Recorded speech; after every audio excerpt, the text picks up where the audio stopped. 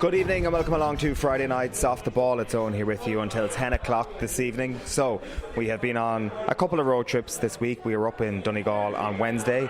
Given their opponents are on the opposite end of the island, we've had to leave a day in between, but today is the day you've finally been waiting for. It is the road trip through Kerry. So we've been going from Faneuig in the north of the county all the way to the south to Valentia in South Kerry, and we're live right now from Ross Point Bar Restaurant, which overlooks Rossbeigh Beach here near Glenbeigh. We're then going to be taking you down the road from around 7:30 this evening to Cahersiveen to meet Bryan Sheehan at the St Mary's Club in town. We're then going to be catching up with Kerry superfan Kathleen O'Sullivan there as well.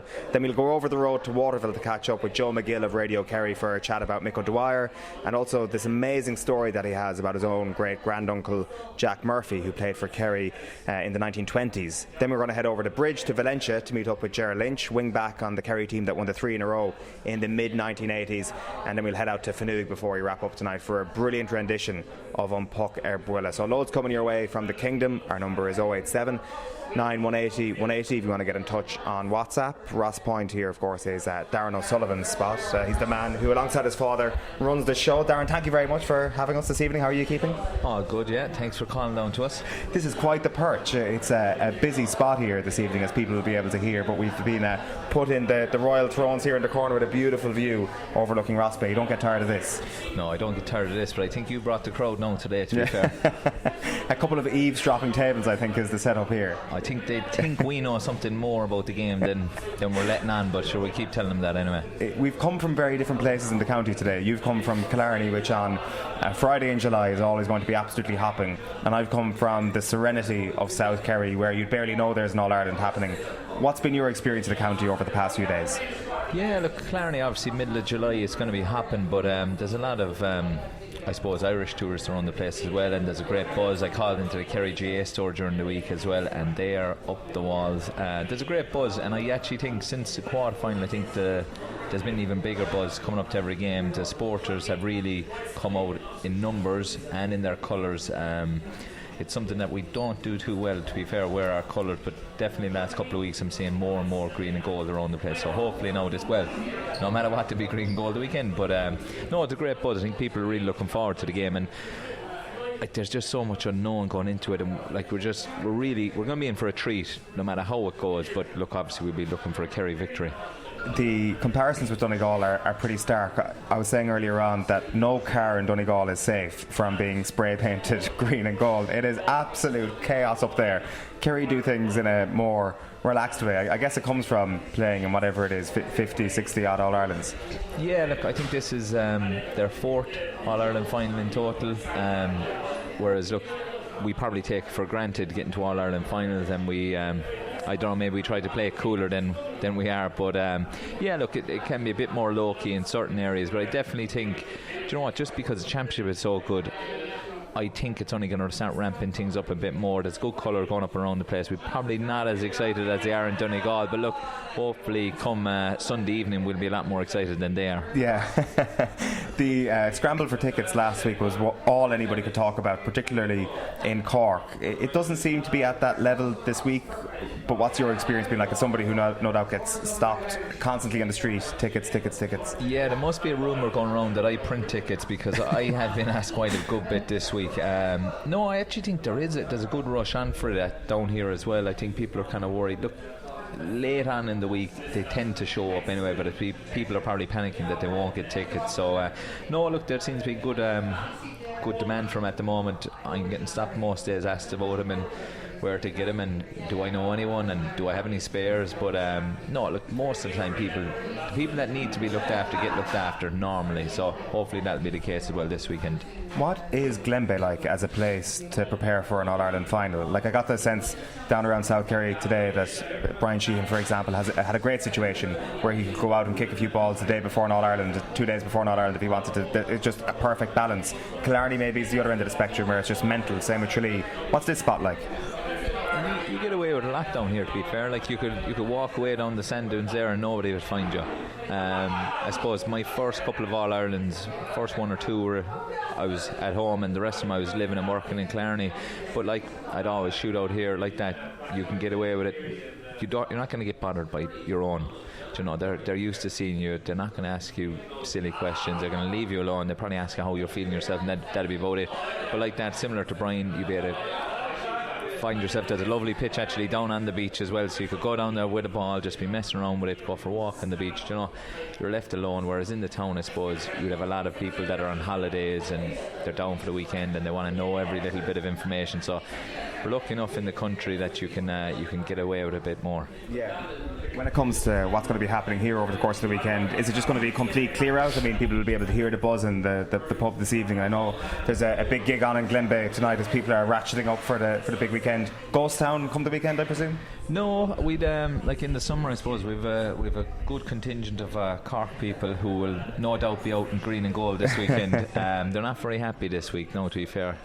Something didn't go right last weekend, but a lot of Cork down here, a lot of Limerick, so there'll still be a good few bodies around the place like that. We have a concert in the village today, so there's a big crowd around, but no, I think there'll still be a good few people around that probably won't be able to make the trip up the weekend, and like I said, there'll be plenty of Cork people cheering on Kerry this weekend down here. Yeah, well, hopefully. I mean, apparently Kerry people were on their side last week, so hopefully a very, very different outcome. Come here, we must just chat through some of the teams for this weekend. So when I say some of the teams, some of the talking points from the teams. Unchanged, doesn't really say the full story when it comes to Kerry nor for Donegal going into this weekend. Seeing Dermot O'Connor there at number 26, this is a big moment for any Kerry fan ahead of Sunday. This is a huge note of optimism after a summer where Kerry have been stricken by a couple of important injuries. It looks like this is the strongest squad they've had since May. Yeah, that's the one thing you'd say about Kerry in the last couple of weeks. Obviously there was a lot of doubts thrown out there that the injuries had taken its toll. Our squad probably wasn't strong enough, but every passing game it's got stronger and stronger. Seeing Dermot there is a big boost for obviously the team, but the supporters as well. Look, we know he struggled with a shoulder injury, but I suppose one thing with them shoulder injuries, they get to a certain point and they're not going to get any worse, and I'm pretty sure that he'll be strapped up ready to go and he'll be ready to be called upon at any time. Like, if a fella has even 5% chance of making a difference in All-Ireland final, there's no pain that's going to stop him doing that. And do you know what? It was against Cavan where he did it, and he's the only man I've ever seen trying to run off a shoulder injury, so that showed what kind of attitude that guy had. So I've no doubt that if he gets a chance to get out there, that he won't be feeling no pain, he won't be feeling no shoulder, and he'll be putting his shoulder to the wheel for Kerry. Yeah, there you go. Pardon the pun on that one. What do you actually expect from somebody like Dermot O'Connor? Because he is such a mainstay of Kerry that he just doesn't strike me as any sort of impact sub whatsoever. However, Mark O'Shea doesn't look like he's been going the full 70 minutes, or at least he's been flagging once the second half gets underway, and at the very least himself and Sean O'Brien are a novice pairing. So I don't know if Kerry are 1 or 2 points up with 20 minutes to go and number 26 is coming on. That is a huge moment of like a boost for Kerry. You can imagine how the fans are going to react to that. Yeah, and like it's important. Look, we talk about all the players, you name out the lads who are starting, but it's just as important to have these kind of names on the sideline as well that can give the supporters a boost, give the players that are out there a boost as well. And like that, Mark O'Shea and Sean O'Brien, they are novice to the Kerry setup. It takes a while to get used to the 70 minutes, especially in Croke Park. And the way the game is now, there's not many people that are able to do the full 70. You see it, even the fittest guys are finishing the game, they're gassed. So like that, you need your full squad, and having Dermot there, obviously we lost Barry Dan as well, who was having a very good year, but having a fella like Dermot who's been around a long time, you know, and probably didn't get the credit he deserved for quite a while, but he was having a great year. I think it's a huge plus for Kerry, and like that, I do think if he's called upon, it will give all the supporters a boost as well. Yeah, it absolutely does. One of the really interesting storylines that we really don't know a whole pile about at the moment is Paul Gainey. He's wearing the number 21 jersey on Sunday. He's been on the bench for the last 2 games and hasn't played a single second. What's your read on this? What's actually going on here? I don't know. I didn't think Kerry did the dummy teams either, but they've started doing that as well. I don't know. Like, I actually thought, no, he still could maybe sneak into the starting 15, and Kerry are doing the dummy teams a bit at the moment. I don't know what it was. Like that, you'd hear if I was hearing shoulder, I was hearing groin, I was hearing calf, and whatever it was, I'd say it was a case of if he was needed, he would have been brought on. But the fact that he wasn't probably give him an extra couple of weeks break. I think he's going to be a big player the weekend. I think the game is made from there's so much focus on the likes of David, obviously, Paddy, Shawnee. I do think he could have a massive bearing on the game, whether he's starting or coming off the bench. Let's say he's 80% fit. Would you start him? I feel wrong saying I would, because it means I'm taking somebody out. Yeah. But at the same time, I do think I would. Like, the fact is, Brendan McCall is going to be on David Clifford, Rorty and Morgan, great footballers but don't have much height. Paul Ganey, I think he had a goal after 50 seconds in 2014. Before he picked up these knocks, was in incredible form. I do think with the Donegal shape that someone like Paul and his intelligence and his ability to find these pockets of space and hold the ball for that extra second or ship it off that bit quicker would be key. So for me, if he was 80%, I'd nearly be putting him in there and maybe keeping maybe one of the younger, livelier lads as the impact sub. Well, like, he was on the bench 4 weeks ago, so surely 80 is not an unreasonable number to put on it. Oh, I'd say 90. Yeah. Well, it's pretty evident who misses out if he starts. It's his cousin. Yeah, that's an awkward Christmas dinner there in a couple of months. But but like that, I think Dylan's done really well. Yeah. Like that, he'd I call it a tough first half where he started coming into it late in the first half, where I was a bit worried for him, but he had a good second half. Again, against Tyrone, I think he's starting to get on ball. He's starting to create good passes. He is a scoring threat. With Dingle, that will come with Kerry as well, but I think he's done really well in the games, and like it's a different ball game playing for Kerry and then getting to Croke Park, and it does take a bit of getting used to, but no, he's done really well in the last couple of weeks, but I just think Paul Ganey is different, and this is intelligence and his experience.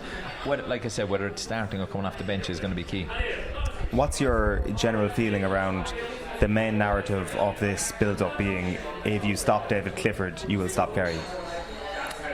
It's a hard narrative to argue against, to be fair, because he's been that good all year. He's got 50+% of our scores, I'd say. It's a hard narrative to argue against, but at the same time, if I started drumming off names, they'd get on every other county team in the country. So there's plenty of quality out there that if David does have a quieter than usual game, there are other guys who can pick up the slack. But like, realistically, if you're Donegal in the Donegal backroom team, you are focusing mostly on David, and you're kind of saying, if we can curtail him any bit, are the rest of the boys going to do enough? Because I suppose up to now it has been mostly the David show. Like, the counterpoint to that is that man of the match in the last round was another forward, Joe O'Connor. Man of the match the round before that was another forward in Sean O'Shea. We've just been speaking about Dylan Ganey, bit of a secret weapon when it comes to this team. Paddy Clifford is only about to hit his straps. In fact, if I were to pick a Kerry man of the match this weekend as an outside shout, you might be picking somebody like Paddy Clifford, and then Graham O'Sullivan. Sure, that's a converted back to forward. Maybe that's a little bit of a different question. Is the support for David Clifford point, is that actually more to do with midfields and the defenders, especially when compared with what Donegal have in that department? Yeah, look, it is one of them things. David is just a special player, like, and he's doing special things at the moment. I think sometimes we forget about what the other players are doing. Joe O'Connor, for me, has been a revelation for Kerry this year. I think he's in Player of the Year form. I think you mentioned Graham. I think Graham, and I would have been very vocal in saying I do not like the backs up and the forwards, but I've been at the last two games, and when you see the work he does for his teammate, he is a scoring threat as well. He's chipping in with a point or two, but what he does all over the pitch is outrageous. I genuinely believe he's an all-star candidate this year. So there's plenty of threats around the place, but like we talked about Donegal, when you named off a few there of the Kerry lads, Dylan, Paddy, Shawnee, Joe, great. Like, you go through the Donegal team as well, like, and obviously we're going to talk about Michael Murphy. Oisin Gallen has found his form the last couple of weeks. Conor O'Donnell is in all-star form. Shane O'Donnell. I think Thompson is one of the best kickers in the game, and Moore, he could be wing back, wing forward, he's around the middle, but he is electric. So like, it's just when you take off your Kerry hat now as well. But when you take off your Kerry hat and you look at it, what a game we're in store for. Like it's amazing the difference in 12 months and the narrative around football and the excitement from I'd say if you talk to neutrals and what they're expecting, this is such a hard game to call that you could start a conversation tipping one team, and by the time you get to the end of it, you've flip-flopped altogether. On the Donegal side of things, Caoimhe McGonigal was one of the players that people were up in arms about maybe not actually starting this game, or there was lots of questions regarding his inclusion. Some suggestion this week as well that he's going to start. He does make the squad for Donegal. He is going to wear the number 20 jersey. We've spoken loads about Patrick McBurty in at number 22, and he will come off the bench in the game. There's no question about that. What is it about McGonigal that has people talking this week? Why do we think he's going to start, or why has that rumour been out there? Yeah, well, I suppose he started the last game, had a big impact on it. But like a lot of it is just what he brings, the energy, the pace. But there's so many of them. When I look at Donegal, there's so many of them that I'm looking at are just in really good form at the moment. And I think he was struggling with a few injuries, but he came in the last day, played really well. He's an exciting young player. Would I expect to see him start?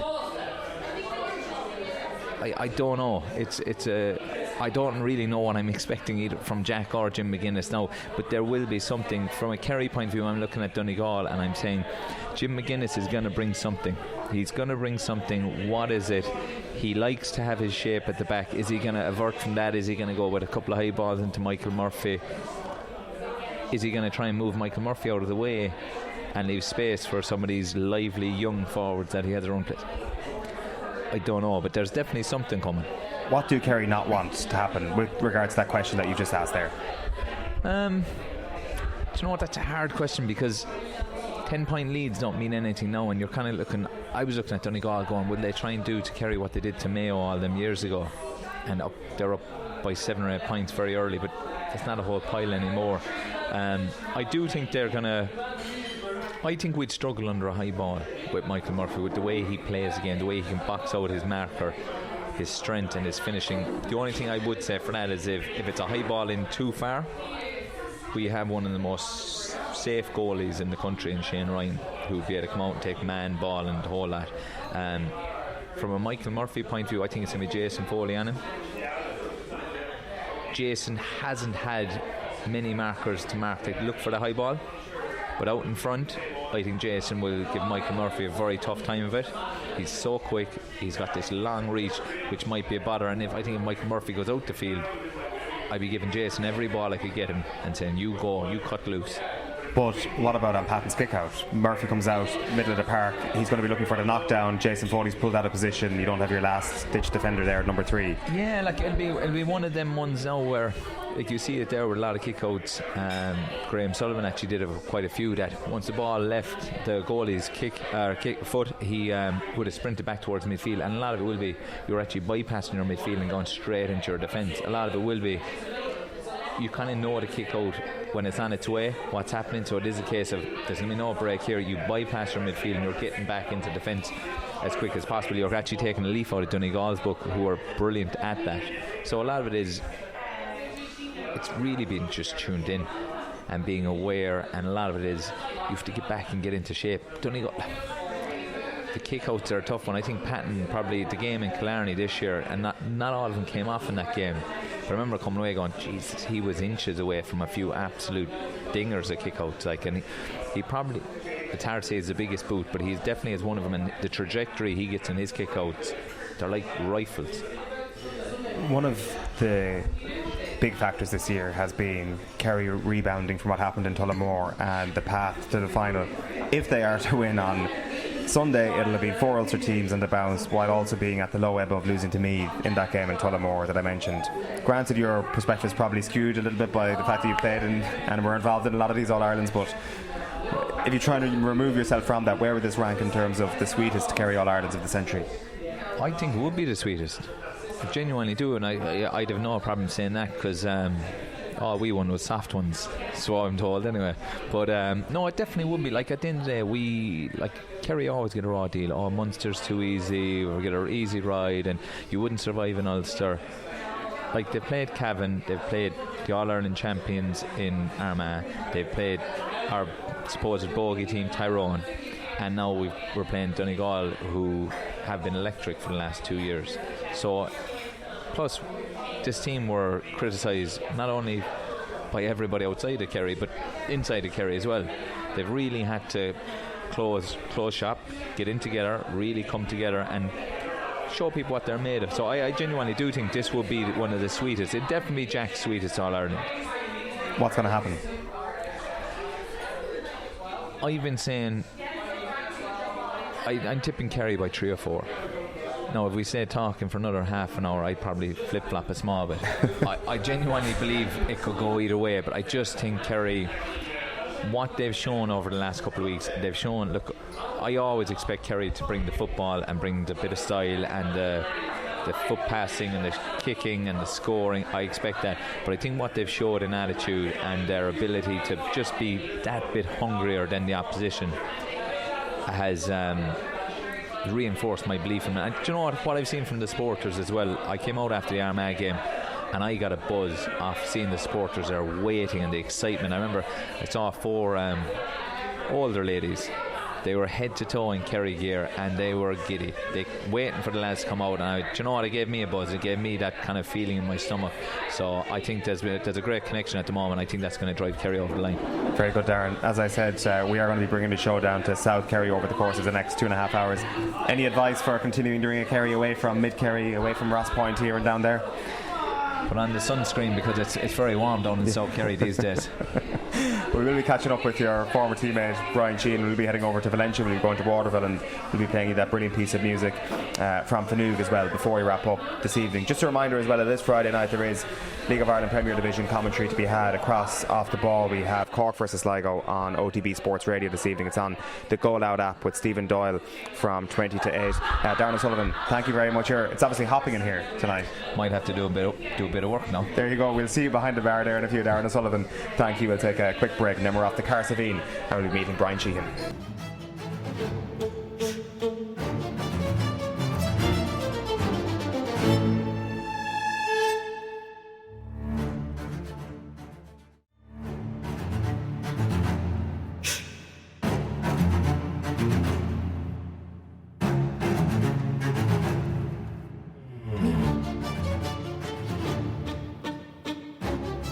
Right then, we have made it back to Cahersiveen. We're sitting here in the St Mary's GA clubhouse overlooking the pitch here with one of their club legends and one of Kerry's legends, Brian Sheehan. Brian, how are you keeping? I'm good. On yourself? Very well. So this is where it all started for you. Does this bring back memories collecting balls for Maurice Fitzgerald, as the story goes? Yeah, that's what it was. It's actually this goal up here now. That's where we were. Started off, well, obviously my father was kind of still playing when I first started coming down to training. Was always told, look at Maurice, watch Maurice, and I think that's where the love for the free taking kind of came into it. And so I was down here and kicking balls out to him. And I think when I was about 15, I was in goal for the Kerry Minors, and he was playing with Kerry at the time. And so we'd come down here and he'd do his shooting practice on me, and I do a few kick-outs and do a few penalties. And actually the Dublin Kerry game in Semple Stadium in Thurles, where he kicked the sideline ball, I was away on holidays that week, and we were told, Maurice kicked a fantastic sideline ball. So of course we came back, we had it recorded and watched the game. And I said, he did that down the field on Wednesday. He did 2 off his left leg here and 2 off his right leg on that side. So for me, it was do you know what I mean? You see these things and you take them for granted, but people didn't get a glimpse of that. But I saw it every time we were down here kicking, just how good he was. But it was good for me too to see what dedication he put into it. So I suppose that kind of had an effect on me too, realising that the work that had to go into get to where he was. Albeit he didn't get to that level, but at the same time it was just goes to show that the hard work does pay off. It seems to be a bit of a baton that's passed down in this club, because the story then goes that Jack O'Shea and Maurice would be in the pitch together. So how does that story end? Who was the young fella learning off Brian Sheehan? Yeah, there was I had a good fella. Mark Quigley was good when he was younger, kicking down here to be Jacko's nephew. Yes. So he was very good to me when he was younger, kicking ball out. But so look, I'd say my young fella now is still down here at the moment, helping me kick the balls back out to me. So we'll see how the story can we get another chapter in that. Class. You're still stuck in with the club. You're playing between the six. Yeah, look, just from back in the goal, I suppose the body wasn't probably able for the the rigours of the current game, the way it's up and down the field so often. Look, I'm 40 next month, so I got to realise too that the body just isn't able to. The mind is telling me to do one thing, the body is doing it in slow motion. So the body was good from the point of view of kicking. I can still kick the ball, and I have no problems with my hips or my groins or nothing. So there was an opening there, and our goalkeeper left, and they were kind of stuck for one. So I said, yeah, I'll jump in the six, and still here. So enjoying it though. Look, to be fair, when you get to this age, everyone says to me, play for as long as you can. So while I can, I'll keep at it. Are you more of a Rory Began / Niall Morgan / Ethan Rafferty, or are you more of a traditional goalkeeper, let's say? The last couple of years before the rules came in, I was like Rafferty, to be fair. I was out and about doing bits and pieces. But as the new rules came in, then obviously it has to be curtailed a bit because there's a bit more organisation involved in trying to keep the 3 and 4 back. But I try to make the odd gallop whenever I can, to be fair. But sometimes then there's a long race back if things don't go according to plan, and I might have to be back here for 5 minutes getting a recovery. But no, look, I'm enjoying it. You must, in some way, be looking at this era of football and think to yourself, geez, I wish I was 20 years younger getting a go at the 2-pointer. Yeah, I won't lie. John, there's part of me kind of saying, yeah, geez, that would have been suited me down to the ground from the point of view of just having that kicking ability, I suppose, from distance, and more so from the frees as well. The 2-pointers would have been a nice touch back then. But look, I suppose the game was different back then. When I started off playing too, it wasn't that defensive nature either. I suppose maybe in the latter years it was.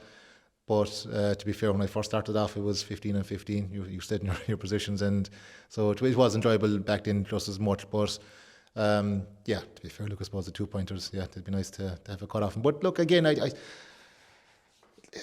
not something you can't force either. Do you know what I mean? I think sometimes you might teams. I suppose if I look at Meath in the semi-final, I think they set out their mantra of trying to kick those 2-pointers, and I think they forced the issue a bit too much, and you saw how it had a knock-on effect. It sucked the life out of them a small bit and gave fierce oxygen to Donegal as well. So look, we say it here at the club, it's not something that you force. I think you have to find the right kickers, the right people, and if it works out, great. But yeah, look, something that if it was there would have been great. A lot of talk this week naturally focuses on 2014 and that final between Kerry and Donegal. You were in the unfortunate position of being on the bench that day, mainly because you had to watch the game, which goes down as one of, for 31 counties, one of the worst All-Irelands ever. For Kerry people, one of the greatest days ever, because it was at the end of an amazing season where you were written off in so many places. Slight parallels on that front compared to this year as well, right? Because that summer was not straightforward for Kerry. No, it wasn't. We were going bad. We took an awful thanking of Cork, I think, in one of the league games inside in Tralee. And I recall actually we were coming into the Cork game then in the Munster Championship and blowing Páirc Uí Chaoimh. Underdogs. And underdogs were written off, not playing well. And I recall we played an AVB game inside in the previous Sunday, like we'd always do. We'd always have an AVB game to get the thing going. And the score was astronomical. There was 4 or 5 goals per team, like, and off the wall kicking, like. So to be fair, I think Eamon just came in, tore up the script on the Tuesday night and said we can't go down this route. And we just made a small tweak to 1 or 2 things with regards to being a bit more defensive minded and a bit more holding from the middle third. And all of a sudden it just clicked. It was just one of those things that we went down to Cork, not having worked on it, to be fair, to the whole point, bar video work or bar maybe a bit of a walk through on the Thursday night. And it just clicked for us, and I think we took massive confidence out of that. And again, do you know what I mean? And that's all it takes. It just takes that one game to get a bounce off it and realise, this is working. And I look back in 2006, we played Longford as well. We put Kieran in full forward and we got a bounce off that, and we went to All-Ireland's in the quarter-final against Armagh. And again, Kieran clicked inside, and that rolled on. I go back to 2009, a bad campaign again. I think we barely got out alive against Antrim, I think, in Tullamore, and been totally written off Sligo as well in Tralee, and we landed in then to Dublin in All-Ireland quarter-final, totally been written off, and just got a kick off and went on to win the All-Ireland on both those occasions. So it's very similar to 2014 as well, and I suppose back in 2006 and 2009 Jack was involved, so I think Jack has that mantra that he just seems to get a kick off a team in Croke Park, and every time he wins the league he seems to win the championship. So that's the thing. That's it. So it's a good omen for Kerry, to be fair, but I just don't know if those omens are going to. You can't rely on them too much, because I think you've a massive task ahead of us on Sunday. No, and Donegal will be saying year 2 of Jim McGuinness is their omen as well, albeit they've only got 1 year of a sample size. There's a bit of a bigger sample size with Jack, but it is. Have you ever considered like why that happens with Kerry? Because it is amazing how many times that's happened where there's been a bit of an unsteady campaign, and at some stage or another, like Cork taking a battering in 2014, Armagh taking a bit of a battering this year, the Dubs in 09 and Armagh in 06. It's not just that Kerry come back and eat their way through a game. Kerry come back and they annihilate somebody. What's that down to, Brian? I'm just trying to recall back when we were playing. Like, I just think there's a small bit of backlash. You know, and to be fair, like the supporters, they do want good football and they do expect the standard of football from Kerry. And if you look back at it in those years, we just weren't doing it. We don't think we were doing the basics right. I think it comes down to the work ethic and the attitude. And I always have a firm belief that in order for the crowd to get behind you, you have to give them something to get behind. And I think that was maybe the balance that wasn't there. I don't think we were giving the crowd the effort on the field in order for them to back us.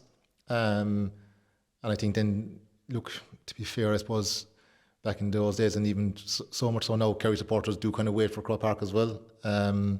Just a habit, I suppose, that's there. That seems to be the culture that we have.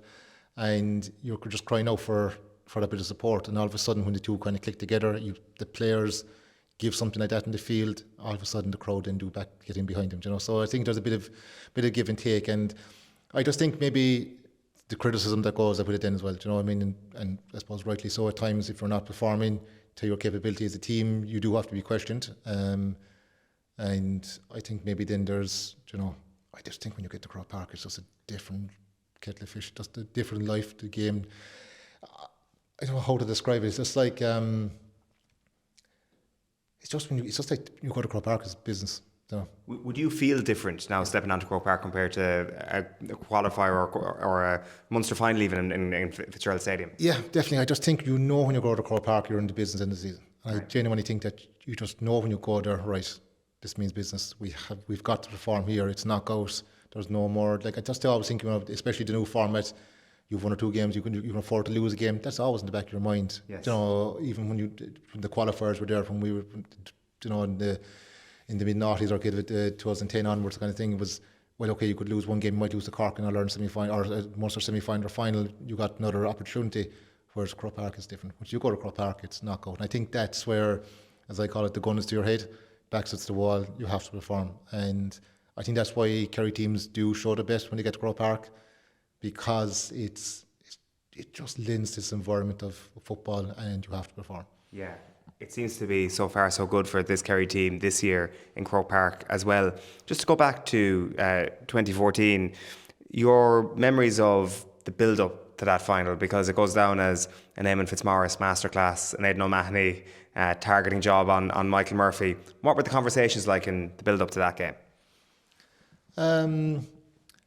Yeah, look, I think we kind of we were probably looking enough in the system that we kind of went with for the Cork Munster final. We kind of stuck with that the whole way through, and I think it kind of fitted nicely into the way Donegal were playing as well. Right. So I don't think it wasn't if we had to come up with a master game plan. I suppose what we were doing at that time, I think we were committing too many bodies forward, and we were getting caught in the counter attack, and there was 60, 70 yards of space. And teams were running at us, and then maybe we weren't working hard enough as a forward unit either to stop that, and teams were coming out too easy. So we just made a small tweak and just maybe holding one or two players in the half-back line just to shore up any runners that came through. And I suppose the way Donegal played the game back then as well, with everyone behind the ball and the way they broke with such power and pace, it meant that we had two safety nets kind of back there, and I think it was Killian Young and Peter Crowley for the All-Ireland final. That set and held it. I don't think they went outside the 65-yard line. They were told to sit there, and it just meant that if anyone did break a line and they got an extra runner on us, at least then you had two bodies, one to pick up the run. So they were deep enough that they were able to sweep for a kick pass. So if someone got to the halfway line, instead of having 50, 60 yards of space in front of the full forward line, there was 2 minutes there. So it meant that they couldn't kick the ball early. So that cut out the kick pass, but then it also meant then that once they carried it so far, then they were able to push out and make contact. So it kind of worked both ways. You were able to engage the runner, and you were able to stop the kick pass going in. So I think it worked very well for us. That was kind of the line that we were going with, anyway, unknown to ourselves, and it just happened to be kind of work for us for the final, and we were able to work on it in those couple of games in the lead up to it. And yeah, like, I mean, we had a couple of jobs too. Obviously, I think Martin Q was playing at the time, and he was a big player. We put Paul Murphy after him. and just went after him and told me that he was a key player, had to close him out. Obviously, you had Michael Murphy, big player for them. Physicality-wise, I suppose Aidan was our biggest and strongest player that could probably match Michael Murphy physically. And you'd like said Mark O'Shea inside in, marking McFadden and things like that. So I think we just were lucky enough with the right players for the right group, and so it worked out well for us. So again, it's going to be something very similar. Kerry are going to have to adapt an approach of how they're going to go about it for this final. That's really interesting though, because you don't actually hear too many people zoom out from the story of that final. Everybody says there was a chaotic game against Mayo, 2 chaotic games against Mayo, and then Fitzmaurice hatched this plan. But actually what you're after saying here is it goes back to getting beaten soundly by Cork in the league, maybe even not being 100% there against Clare in the Munster Championship when there was a lot of questions asked, when other teams were getting attacking opportunities in Munster in the league.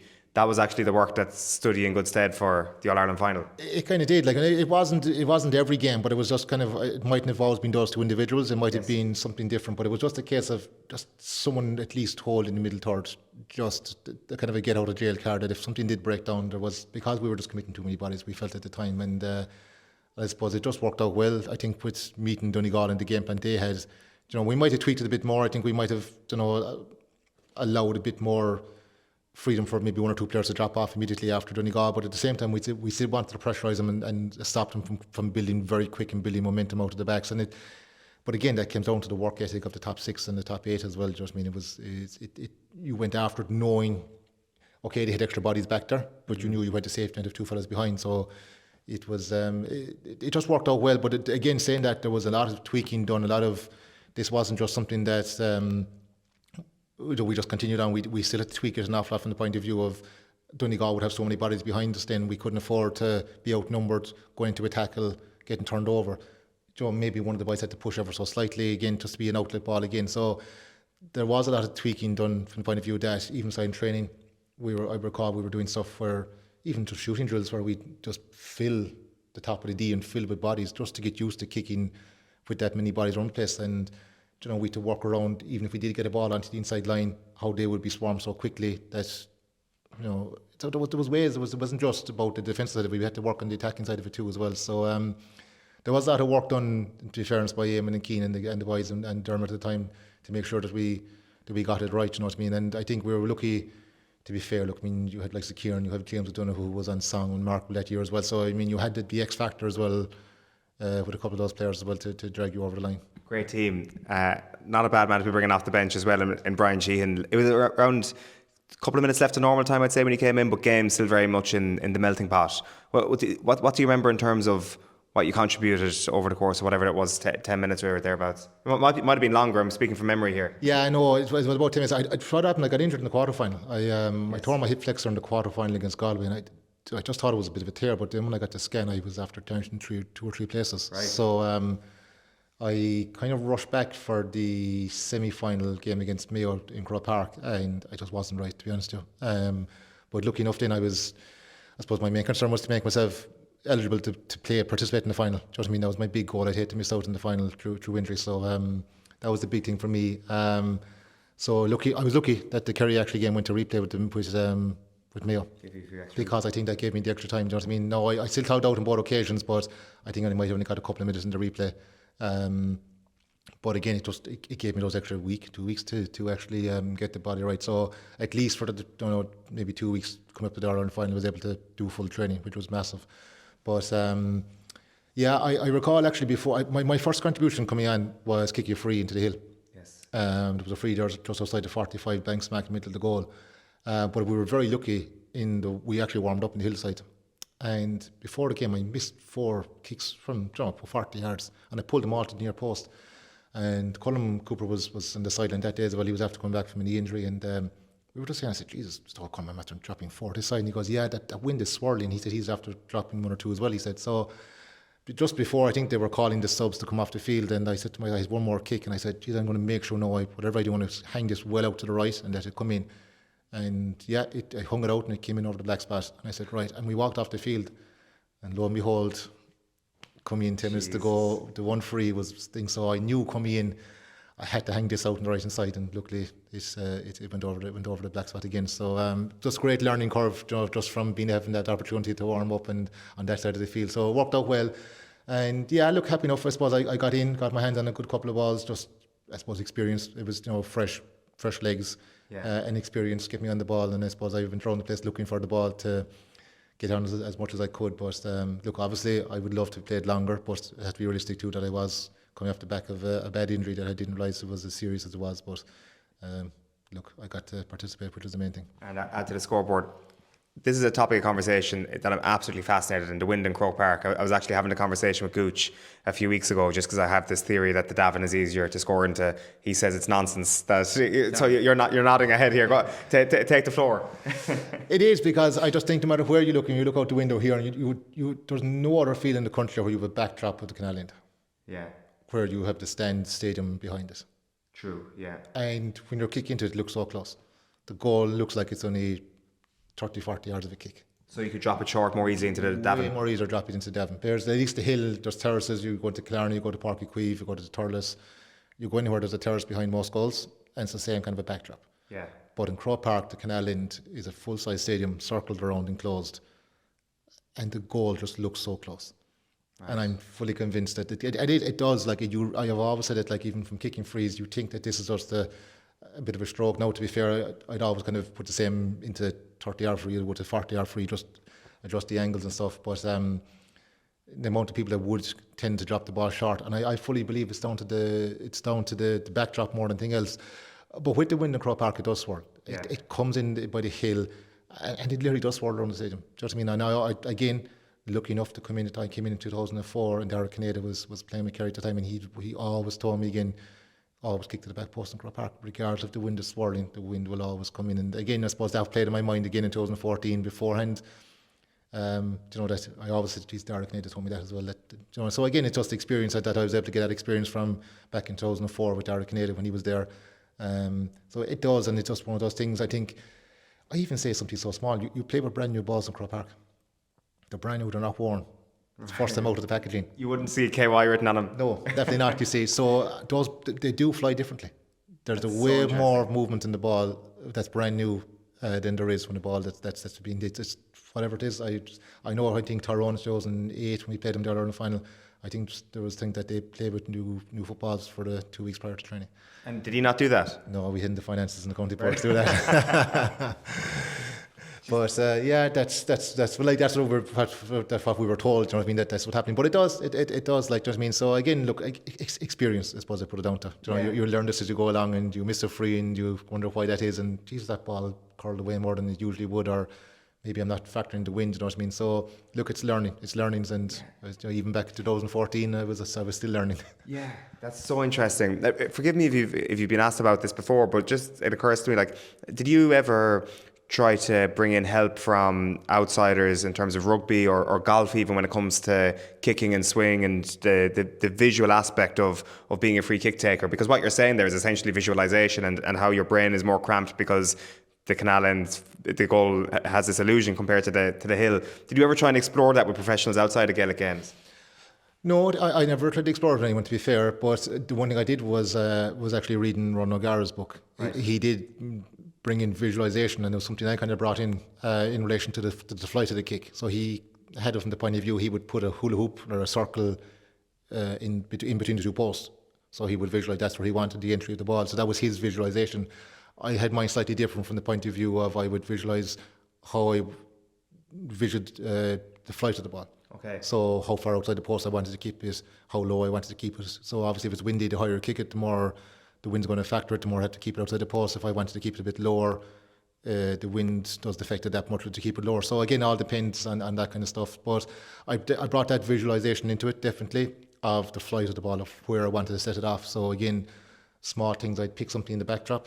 So if I'm kicking here, I might, if I'm kicking to the goal below here, as we're looking at it, there might be a house in the background, or there might be a tree or something in the background, and I'll visualise that as my starting point where I wanted to come in. And similarly, if I was in Croke Park, if I'm kicking to the hill, I might spot a floodlight, I might spot a flag or something in the background, and that would be my eye line. So I did bring that in from just reading, never spoke to him about it, but just reading his book about visualisation of the kick. So that was something I did bring into my game. But no, I've never really spoke to anyone about it.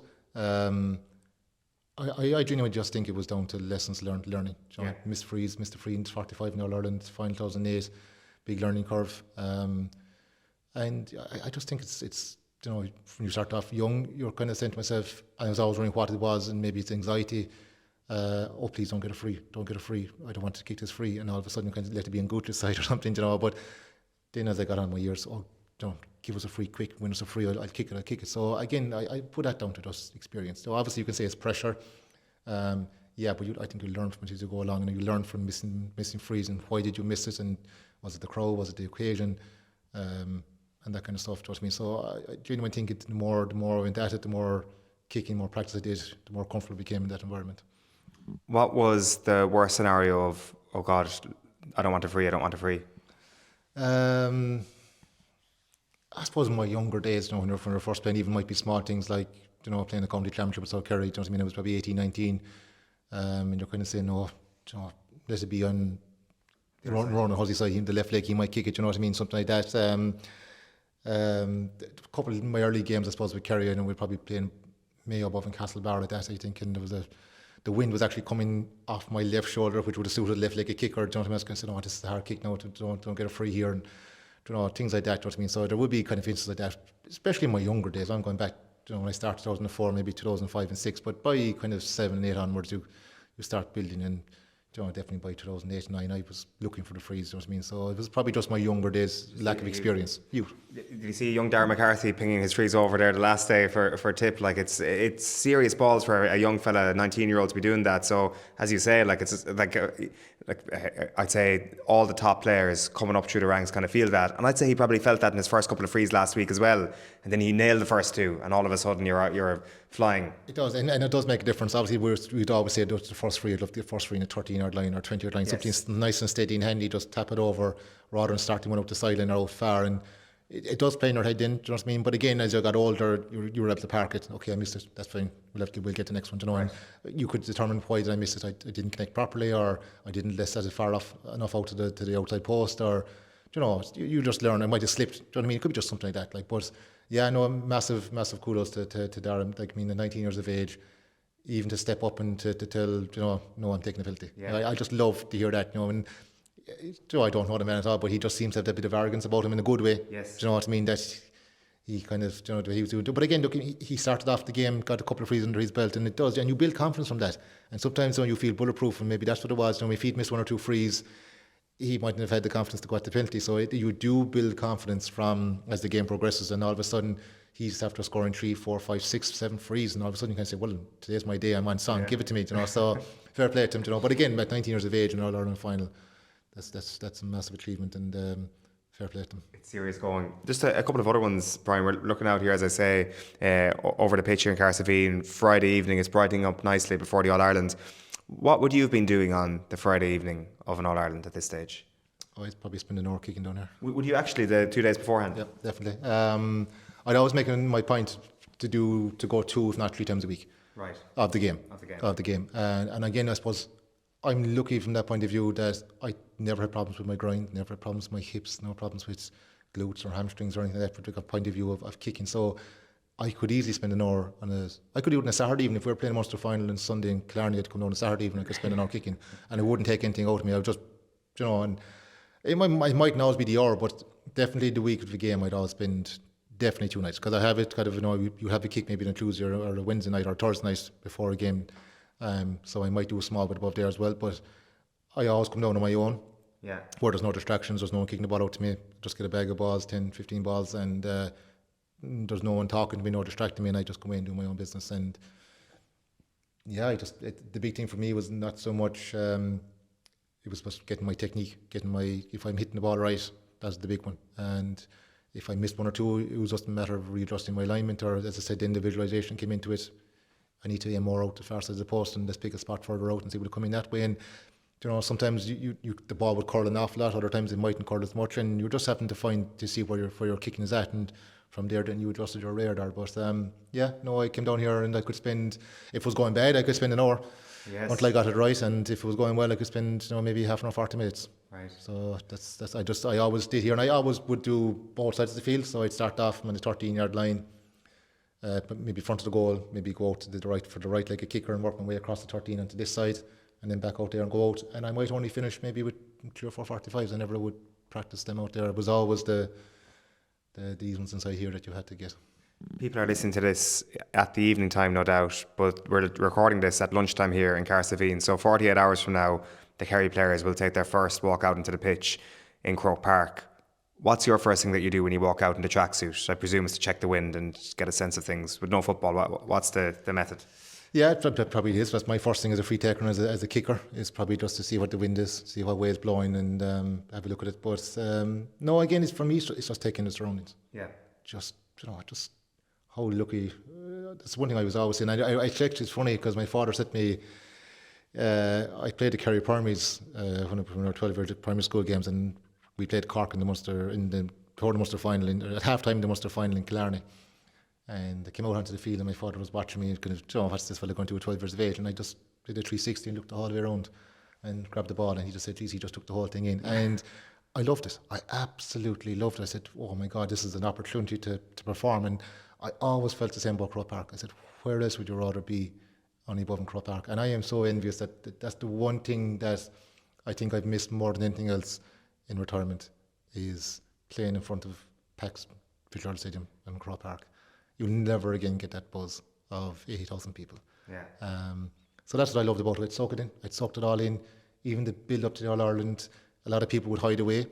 Sometimes I'd hide away as well to a certain degree, but I still love driving through the town and see the flags out and people wishing you best of luck. And it just gave you the sense of how important this was to people and how much it meant to them and the excitement that was building around the place. I loved it. I absolutely loved it. And I loved the week at All-Ireland. And and obviously then, you know what I mean, you have your times where you get away from that. That can be a distraction, but I found that you sample it just to get the buzz.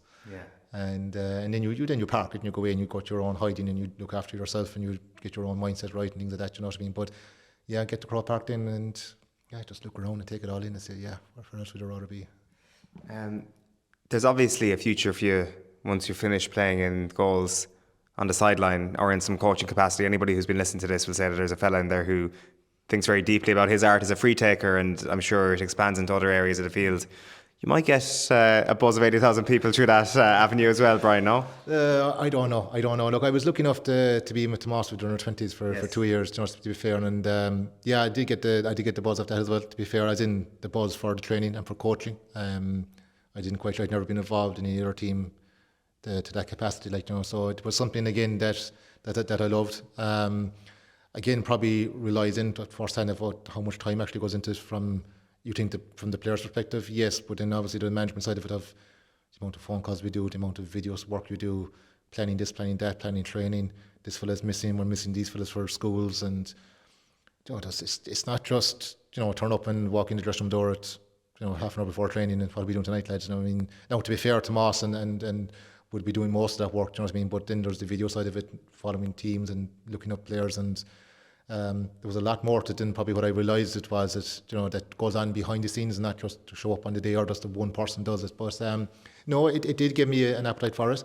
But again, I have a young family, 3 kids, 7, 4 and 2, and I'm still playing football here as well. So it's something I will get into, I think, down the line. I do that gave me a graw for it, and I would like to get into it. But again, I probably I don't have much experience in that side of it, so I would like to maybe at some stage get involved with a team and learn from someone and build my way through it. But look, Croke Park and the 2,000 people, Kerry as a management is a long way off from my view, so I'll take it one step at a time and see what I can get involved with down here and see where that takes me.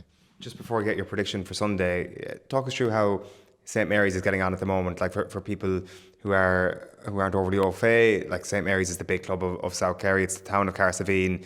It's got a commanding playing population compared to the other clubs around here. But yet, as people will hear throughout this evening's show, rural depopulation, it hits so many parts of Ireland. South Kerry is not immune to that whatsoever. How has it fed into the main town in South Kerry? Yeah, it has fed into us. Like our senior team, to be fair, we're the last couple of years we've been fighting relegation from Division 3. I suppose the club's history, we've never gone to 4, and I think that was something that kind of played in the back of the minds of players to make sure it didn't happen. But again, it's difficult from the point of view that we just haven't the numbers. when I started playing here, we might have had 30 players tugged out, and most people were local and you were able to train. But at the moment, like, we have probably fellas in college, we have fellas working in Limerick, fellas working in Cork, and we probably have maybe 10, 12 players training midweek. And it's very hard to get anything done constructively from the point of view of how you want to set out tactically, how you want to work on kick out, you want to work on something. So it's difficult, and the numbers then have completely dropped from the point of view is there's some games you might have 18, 19 tugged out, you might have 22, 23 tugged out. So it's, you know, and that's coming from a town team. But I know we're a town team, but people don't realise the town of Cahersiveen is a mile long, and you go beyond Carron Bridge and you're in Filemore. True. You go out beyond the school here and you Pines Cross and you're in Bernard. So you literally have a mile long and you have that direction. Yeah. And there was a time where we won the Ireland Intermediate in 2016, and I think we had 11 players that were actually situated over the water. Really?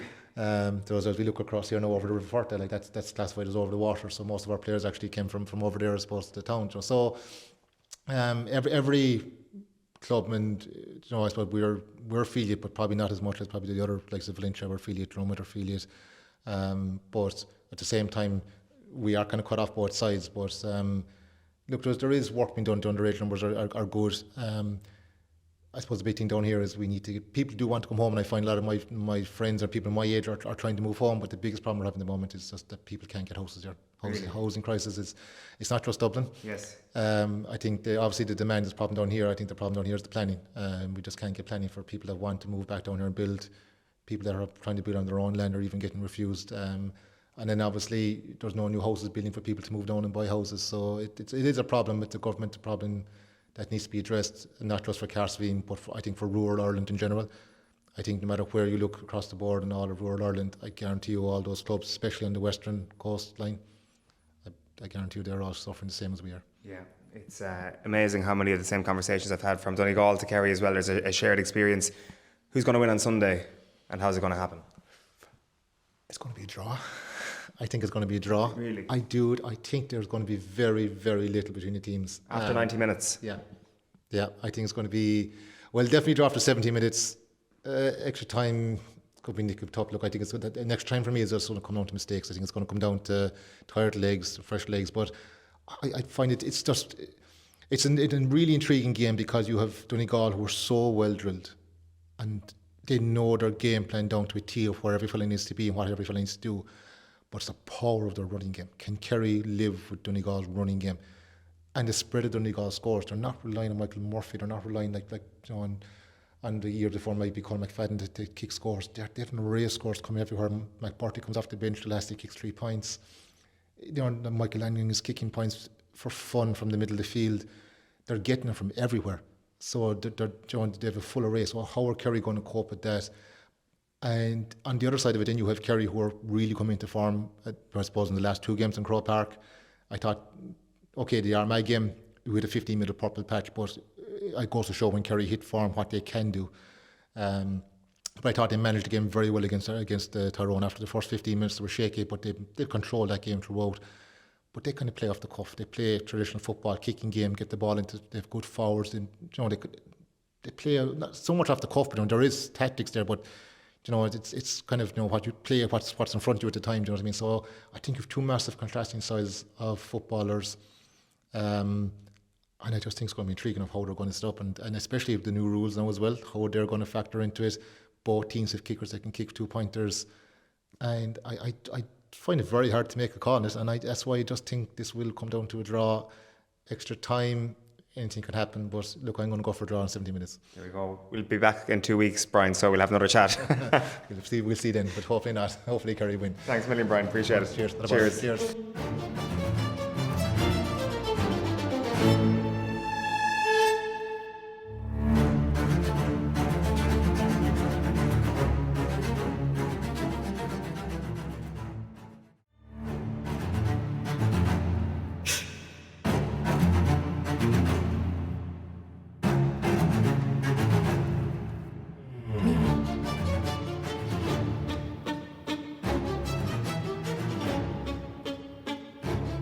Right then, I'm delighted to say I'm in the home of the great Ger Lynch, one of the members of that brilliant 3-in-a-row team in the 1980s, a hero of Valencia, which is where we are right now. Ger, it's great to see you. How are you keeping? Very good, not too bad. Just thinking about getting myself prepared for this interview for a long time. Yeah.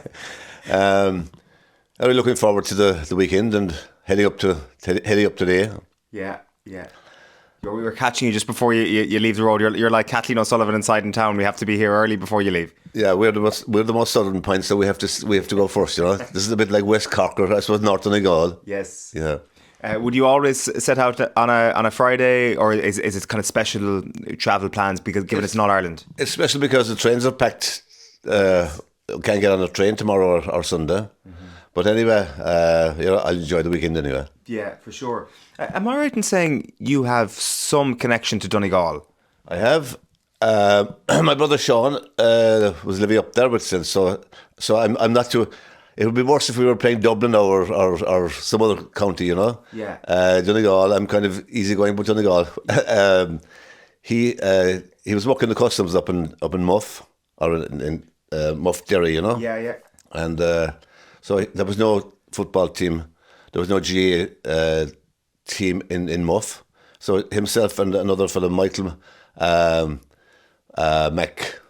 McManus, I think, was working the customs with him.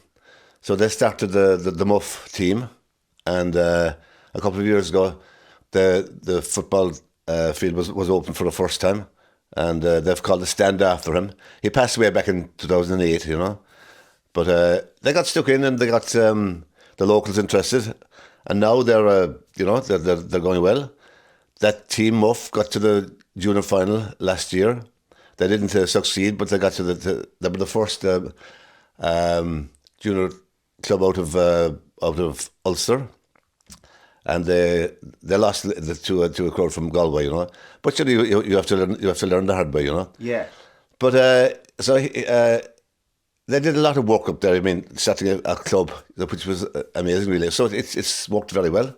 One time it was all the, northern-based guards or customs officers or whoever would be working up there, maybe from Kerry or counties like that, that were involved in football, would have teams up there. So they decided to get the locals interested, and I have to look at the name now. For Donegal on Sunday is Caolan McColgan, yes, who's from Muff, from that at wing back, my own position, number 7. That's it. And he's involved, and so I mean, if I want Kerry to win, but if Donegal wins, I won't be shocked, you know. That's it. And there's a big contingent from the Inishowen Peninsula in this Donegal team, and we were up there on Wednesday, and the feedback from the 92 team, even though they had great success, was that it was very much a southwest Donegal team. Yeah, Jim McGuinness has really got the whole lot and the whole thing involved. So it's something your brother will be very proud of, no doubt. Oh yeah, well, Sean used to often complain we don't get enough tickets up this way, because they hadn't the GA wasn't going the same way there, you know. They're just across the border from Derry as well, so I'm sure Derry will be shouting for them as well. Yeah.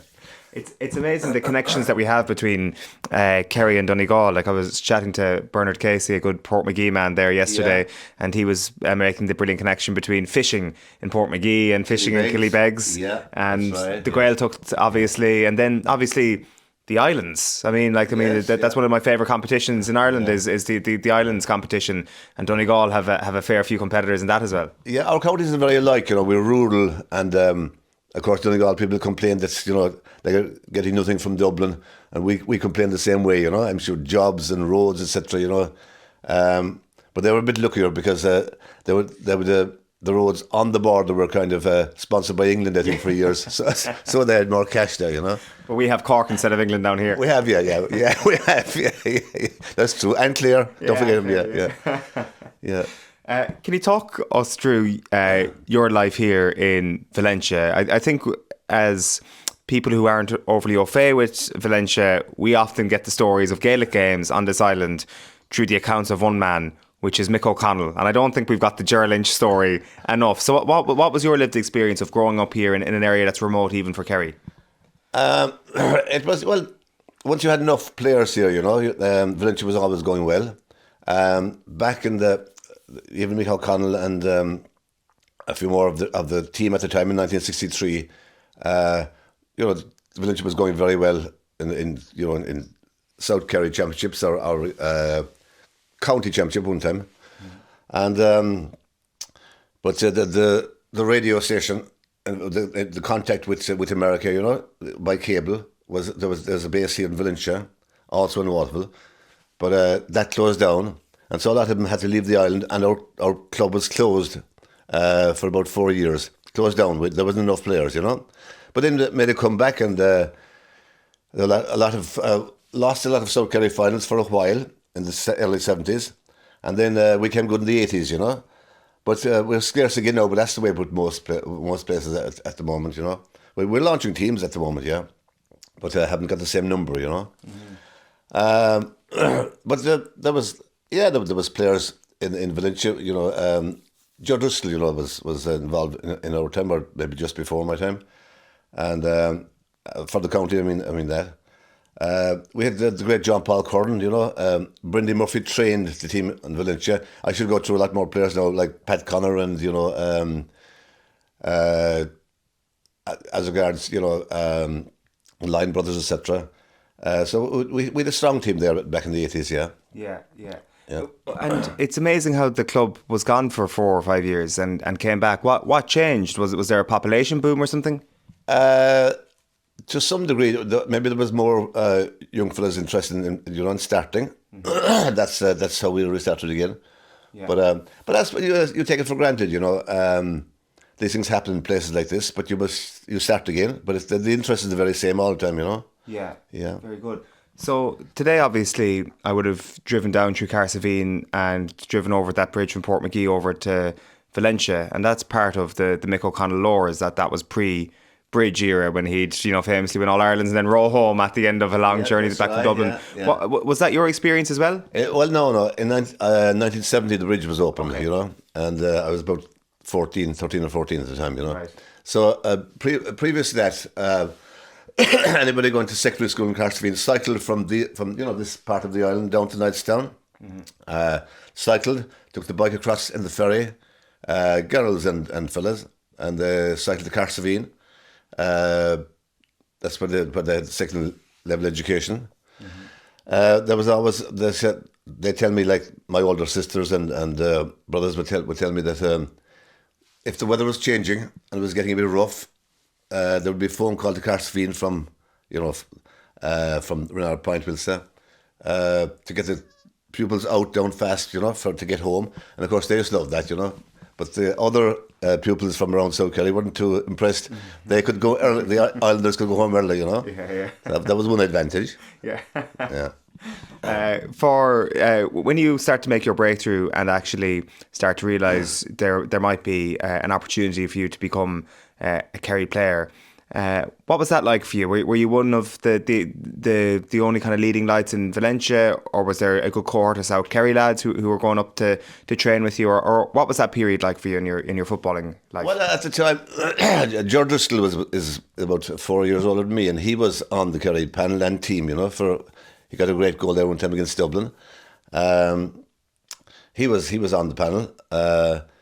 So, I mean, if you got on the panel, it was, good enough for a while. You think, it's great, But the minute Kerry had won 4 in a row then, from up to 1981, and I was on the panel in 82. A sub for the game, the famous game against Offaly that we didn't win and all that. But I see it just like today now. This happens every time. There was a lot of injuries for the last couple of games for Kerry, and of course I can imagine selectors were worried, and then they bring on players from new fellas, and they come good, and now you've got a stronger panel. Yes. Because they have come good, and the other players are coming back from the injuries. So much the same happened in that time after 81.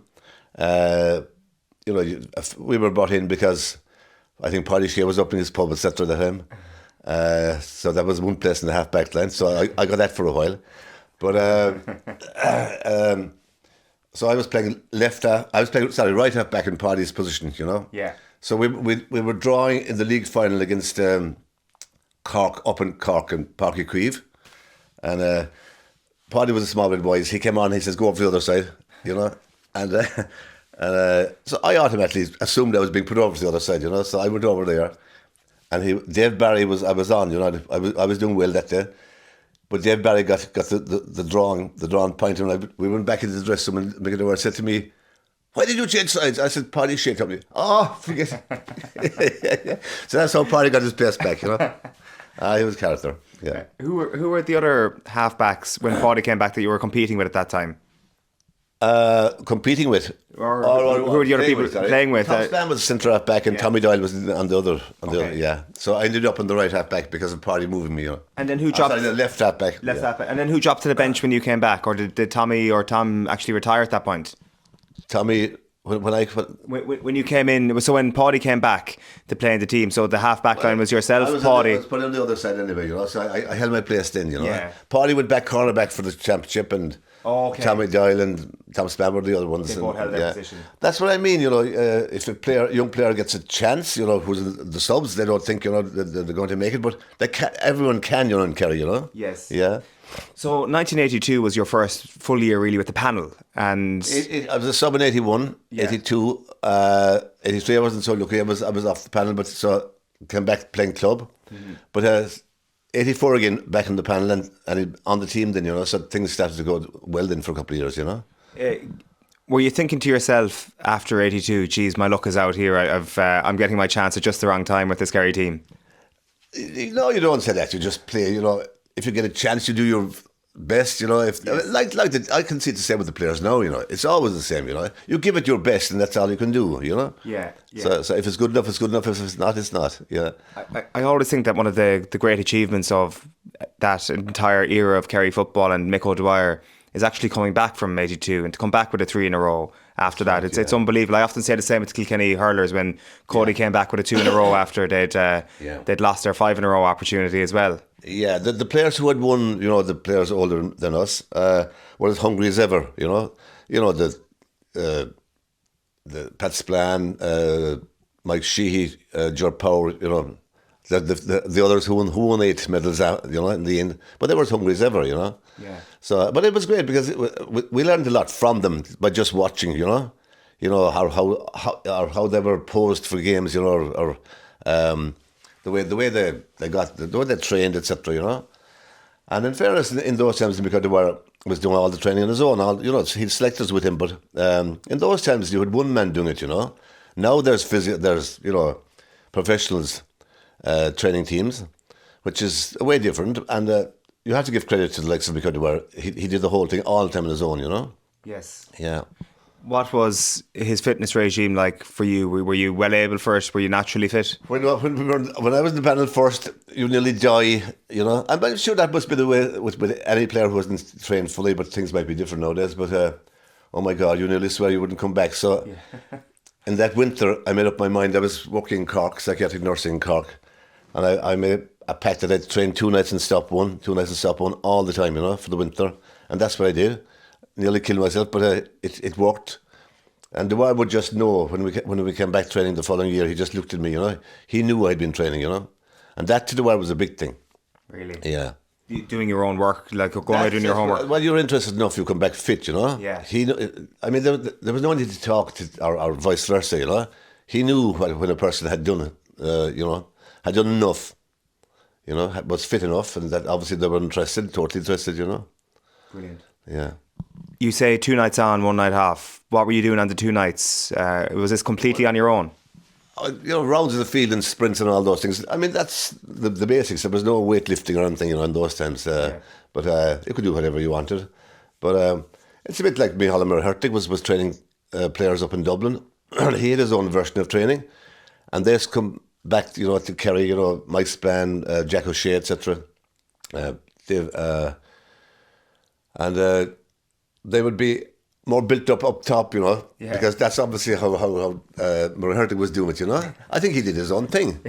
Yeah, so credit to him too. I mean, and anyone who wanted to train with him in Dublin, could join the batch of them, and they all from different counties if they wanted to, you know. Yeah, it's hilarious. Were you part of a group in Cork, or was it just yourself? No, of players. Of like the training. You said you were psychiatric nursing up in Cork at that point. Yeah, well, I would drive to Mallow to meet John Egan. He was working up in Kildare. John Egan was a guard up in Kildare, you know. Okay. But so we drive to Killarney or Tralee, whatever the training was. But there wasn't a word said all the way down, you know. John would be totally dead and quiet because of of the training session coming up, you know.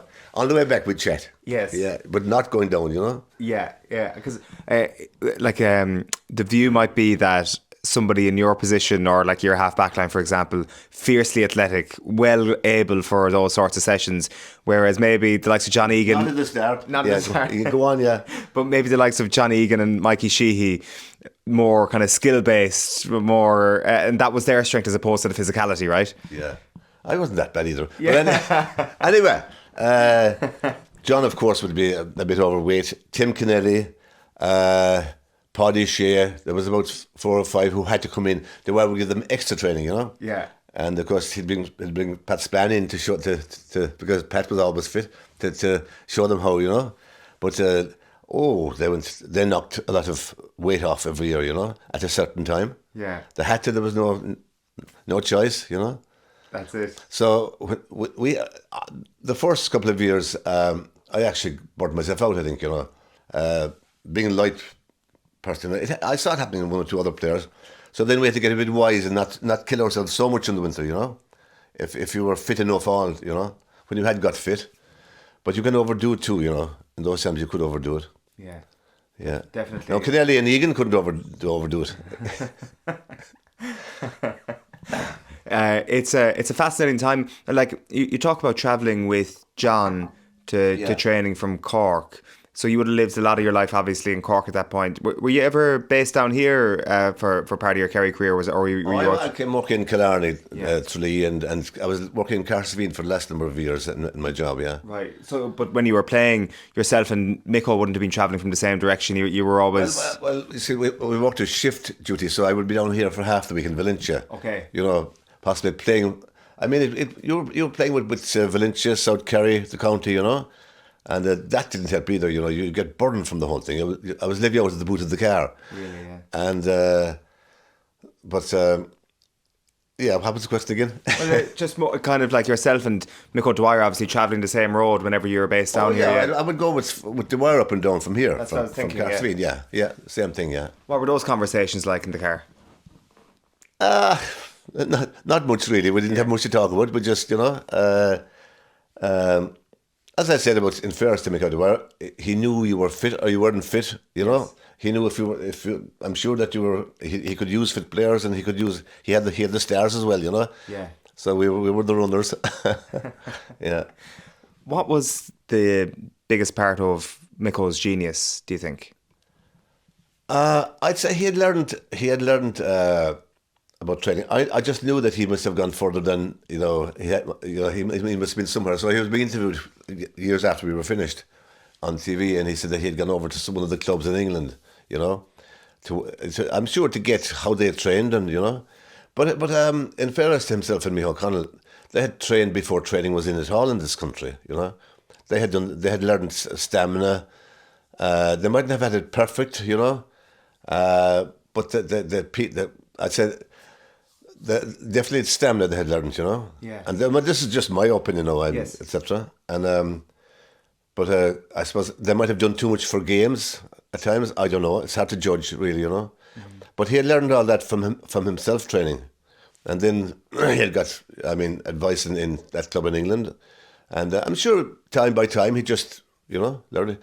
He would coming towards the Munster final or the All-Ireland, you would be really dying, but he'd ease it off the last week. Then you peaked, you know. That was probably ahead of his time to a certain degree. I'd say so, yeah. In fairness to him, yeah. It feels like his human interactions and his talent identification and the way in which he dealt with ye as human beings was also a big part of his strength. Like, well, the one great knack he had was when you were wrecked, you know, before about a week before a game, he'd call the whole crowd together. He says, "Look, now we're getting this. We're getting ready for a trip to America or whatever, you know. And that would lift you, you know.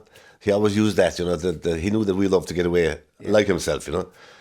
But that would be the boost for you, you know, to train hard and to give it everything. Yes, for sure. Yeah. It's obviously a love for the game that you still have. We're sitting here in your living room and you have the cardboard sheets here with the last teams, I presume, from the semi-finals here in front of you. That's just trying to remember the names as I'm watching them, you know. You take notes when you're watching games? I do, yeah. Scores, etc., you know. Yeah. What jumps off the sheets for you there when you're looking ahead to this Sunday? Off the sheets to me, Donegal have a strong team. Yes. And they're more mature now, etc. But Kerry is Kerry. Yeah. And you know, and at least we're not ultra favourites. That's bad. And Donegal, I'm sure we're even enough. Yeah. So anything can happen. But I think we have got it. Of course, we've got it. You know. I mean, if we have the great, I mean, if Clifford gets the ball enough, the Cliffords get the ball enough, you know. I think it should be given into Clifford. They have Clifford very often, because even if it doesn't work for him, sometimes it's going to work for him. You know, a couple of times.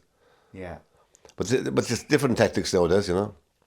Yeah. One time the forwards would go crazy if you didn't let the ball up the field. They'd eat you, you know. But now it's all, you know, pass. So I know. I suppose you have to keep possession. I mean, it's nowadays possibly it's far more, but certainly the long ball. I even see Michael Murphy with Donegal. He gives a great long pass very often, you know. So does our very good players, Eoin Sheahan and David Clifford, etc. You know, they give it long as well, and they want it long. I'd imagine if they're loose, you know. Well, that's my opinion anyway. Yeah, no, definitely. Yeah. And it's two contrasting styles. I was actually on the phone to Mick O'Connell yesterday, and he was bemoaning the lack of high contests and high fielding. But we're starting to see that loss in the game. Yeah. Sorry. It's good that we're starting to see it come back to a degree anyway with the new rules. Yeah, of course. I mean, what I mean is that if you give it in high, if there was, you know, if forwards kept away from or got away all of a sudden from Clifford. And the ball is given high. How are you going to beat him? You know, and I'm not just picking out him. We've you know, Gainey, Paul Gainey, etc. The young Gainies, Sean O'Shea, all those forwards. They all have the talent. You know. Yeah. If they're given the ball fast enough. Yeah, definitely. Yeah. I did want to ask you before we wrap up about Mick O'Connell, like just by dint of the fact that you're both living here in Valencia and you're both legends of Kerry GAA. People might say, geez, they must be speaking the whole time. I'm not the same legend at all, as you know. Yeah. Discussing tourism, is it? Yeah. No, not really, no. We talk every now and again, but we don't talk about football much, to be honest with you. That's it. It seems that he's more interested in talking about other things. He says that he's not really involved with football these days. Yeah. Well, he sounds as if he didn't even like it, but I think he did. Yeah. He liked doing rather than saying, I'd say. I'd imagine so, yeah. Yeah, exactly, yeah. I suppose every player made their own tactics in those times. And again, I suppose we all did it to a degree, you know. You sort things out yourself, you know. Did you see much of him play? Oh, yeah. When I was obviously when I was young, he's trained up here in the football field up in Chapel down here in Cahill with Valencia, and of course I watched him far more than I thought I used to. You know, really, I was more interested. You actually when you're young, you think everyone is just as interested, but I suppose of course, yeah. It was brilliant to watch the Valencia players. You had great players in those times, you know, and I call them greats, like Georgie Curran. He went to England after, you know, in Birmingham. He's John Paul Curran's brother. John Paul was the same age as me. I'd say I learned football from John Paul to a big degree.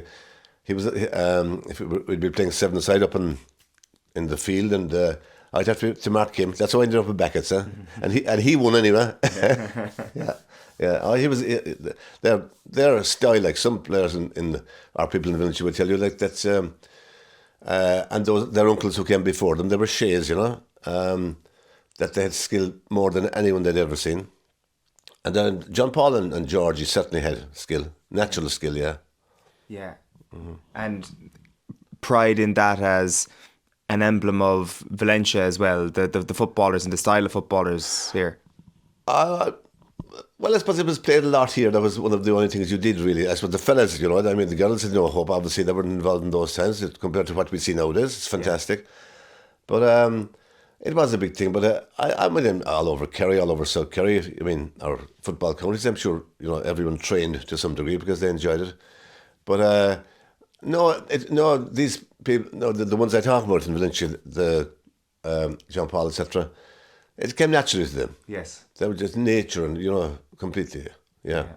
Because I could be mistaken in saying this, but on that documentary made about Mick O'Connell years back, he had a job with the ESB offered to him above in Cork, and I think after a while he said, I don't really want to do this anymore. I want to go back to Valentia here. Does that make sense from the man that I don't know. I don't know about ESB, but perhaps that was his choice. I mean, I don't really know. Yeah. You would ask him that one. Yeah. So how long into his kind of career did he play with the club? Did he play a good bit after Kerry? And he made a comeback one time, and we won the county club. We won the South Kerry Championship. Yeah. I mean, we were that was the time when before that. Valencia had lost 5 in a row in the South Kerry finals, but we won the one he came back in, and Valencia really restarted again. He played full forward, and I think he was 36 at that age, at that time, yeah. And what age would you have been at that stage? Too young to play anyway. I suppose 19ish. 19, yeah. Would you have played in that team? Yeah, myself and Ger Lynch were midfield actually, and he played full forward, Okay. Yeah. So and we left the ball in. That was literally my next question. Yeah. Was he the demanding sort in that time? Jesus, lads, what are you doing? Kick the ball into me. Demanding? I'd say so, yeah. Of course he was then. He was right, Yeah. And, I mean... that's what David Clifford should be too. Yes. I mean, he should be demanding the ball. Yeah. I mean, for God's sake, if he's not getting it, he should go out and get it, who am I to tell him, Forgive me for labouring the point here, but it's just such a fascinating one. Just you playing midfield, Mick O'Connell in at full forward. As a full forward at that stage, I presume there was so much of his natural talent that was on display, even in potentially an ageing body, because he's gone down as one of the greatest midfielders, if not the greatest midfielder of the 20th century of all time. How does that translate to full forward for Valencia? This is such a fascinating picture. We were better midfielders that time. Yeah. Oh no, it was fantastic because I think fellas were afraid to mark him. Right. He had such a name. That I could see that in some fullbacks. Yeah. I pity for them. They were almost afraid that he was going to do something. Yeah. But he could do something. He could still score. Yeah. Yeah. And of course, feeling was his big thing as well. Which of course is as you were saying, the long ball. The feeling was all the fans are at the fans in those times. Feeling was a big thing to watch. Yes. Yeah, remarkable. What was the biggest score he ever put up from full forward, do you reckon? And I honestly, I don't know. Honestly, yeah. Fair enough. We had no facts. I can't look back and anything. There was no videos or anything that time. Yeah. This Sunday, then, you've obviously paid very close attention to the season so far. I guess I'm trying to not ask people for predictions because everybody above in Donegal said Donegal are going to win and everybody in Kerry says Kerry are going to win. But if you take the emotion out of it for a second, do you believe that Kerry will win? It's very hard to say who's going to win because, both teams have really built up. And as I say, the injuries that Kerry have had recently have made other players come on and they're dying, they're hungry. And the selectors now know that there's fellas on the sideline who are raving to go, That's great for the panel, You've got the players who were there before. If they won't all be back, obviously. But you've got a stronger panel. That's how a panel gets stronger, when they know that the subs are mad to get on, Yeah. But so we can use our good subs, who are so good in the recent games. And but Donegal also have good subs, So it's very, very hard to say it's whoever comes good on the day, which probably is the way all the time anyway. Yeah. But I do think Kerry are good enough to win it. Yeah. Yeah. Leave the ball go. That's the only thing. Leave it in. Leave it in, yeah. Well, listen, safe journey up to Dublin, Ger. It was great to catch up with you. It's starting to clear up there behind you. Valencia's looking well. Portmagee looking well today. So hopefully it's a good one. I'll show you around the island. Yeah. You have to call again. Next time. Ger. Thanks very much.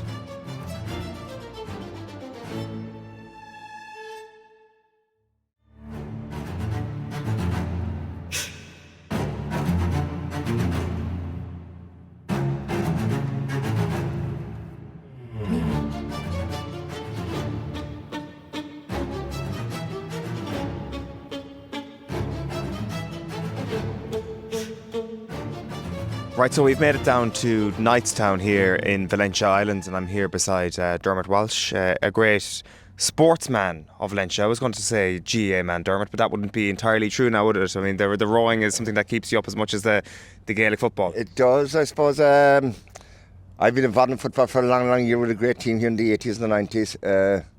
Won out Division 1 there 1 year. We had great footballers here. It was at the time, you wouldn't nothing unless we played football here in Valencia, but my love really was rowing. My biggest love, I was rowing when I was 14 years with minors and that, and all the way up to the years. So I built my first boat back in 1990, and I've built maybe 12 or 13 of them since. You build them? I build them, yeah. I build them there, the row there on the trailer, the timber boats, yeah. And it's a great tradition in South McGill, and it's great. It does feel social side to it. It's like football, but actually better football because the crews and the kids and the adults, they're waiting for the race for maybe an hour or two, and they're all mingling with each other, and that's what it's about. You know, like I have over 71 members in the club, like I suppose 55 or 60 are rowing, like, you know, from there's some as new as 9 up to 52 and 3, you know. And the same, but it's a big thing here in South Kerry. But the 4-hour board is a great thing as well, because anybody comes out of 4-hour board is well able to row, right? But so it's my first love, really, rowing. I was nearly born inside in the tide, and my father was fisherman before me, and I did bits of fishing there myself, and Declan O'Shea there from Portmagee, and we do some of the fishing on the father of the year just to keep us out of trouble. Yeah. Are you a fisherman by trade, so? I wouldn't say I am. I'm a registered fisherman, yeah. I'm a registered fisherman, and Dick is my deckhand, and he's a great man aboard the boat, like, you know, there's no doubt about that, and we get on well together, and we've good fun, and we might have a drink or two when we come in. You know what I mean? Dick only drinks 1 or 2, like, and because we're home early then. Yeah, so I was up at Ger Lynch's house earlier on. Oh yes, Ger. A legend of Valencia. Obviously, he says that sometimes in the evening he sits there and he can hear the silence turn to the gentle sound of the boats coming from the distance, and then suddenly the heavy sound of the breathing and the rowing, and he says it's one of the great sounds of Valencia. It is to hear the oars cracking, like you're never getting, there's no one in the world who would see this cracking on like 6 or 7 sailboats, like 12 men each, lined up, like, and it's not all about winning, it's just be out there, really.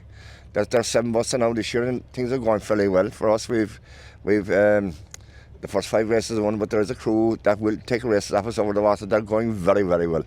They're unfortunate now in a couple of races, but they are going very well, and I'll be the first to congratulate them when they do win. Right. You know what I mean? They're a bunch of young lads, just raw, and the boat this year were trained by men, Johnny Connor, he's steering them, and they've done very, very well.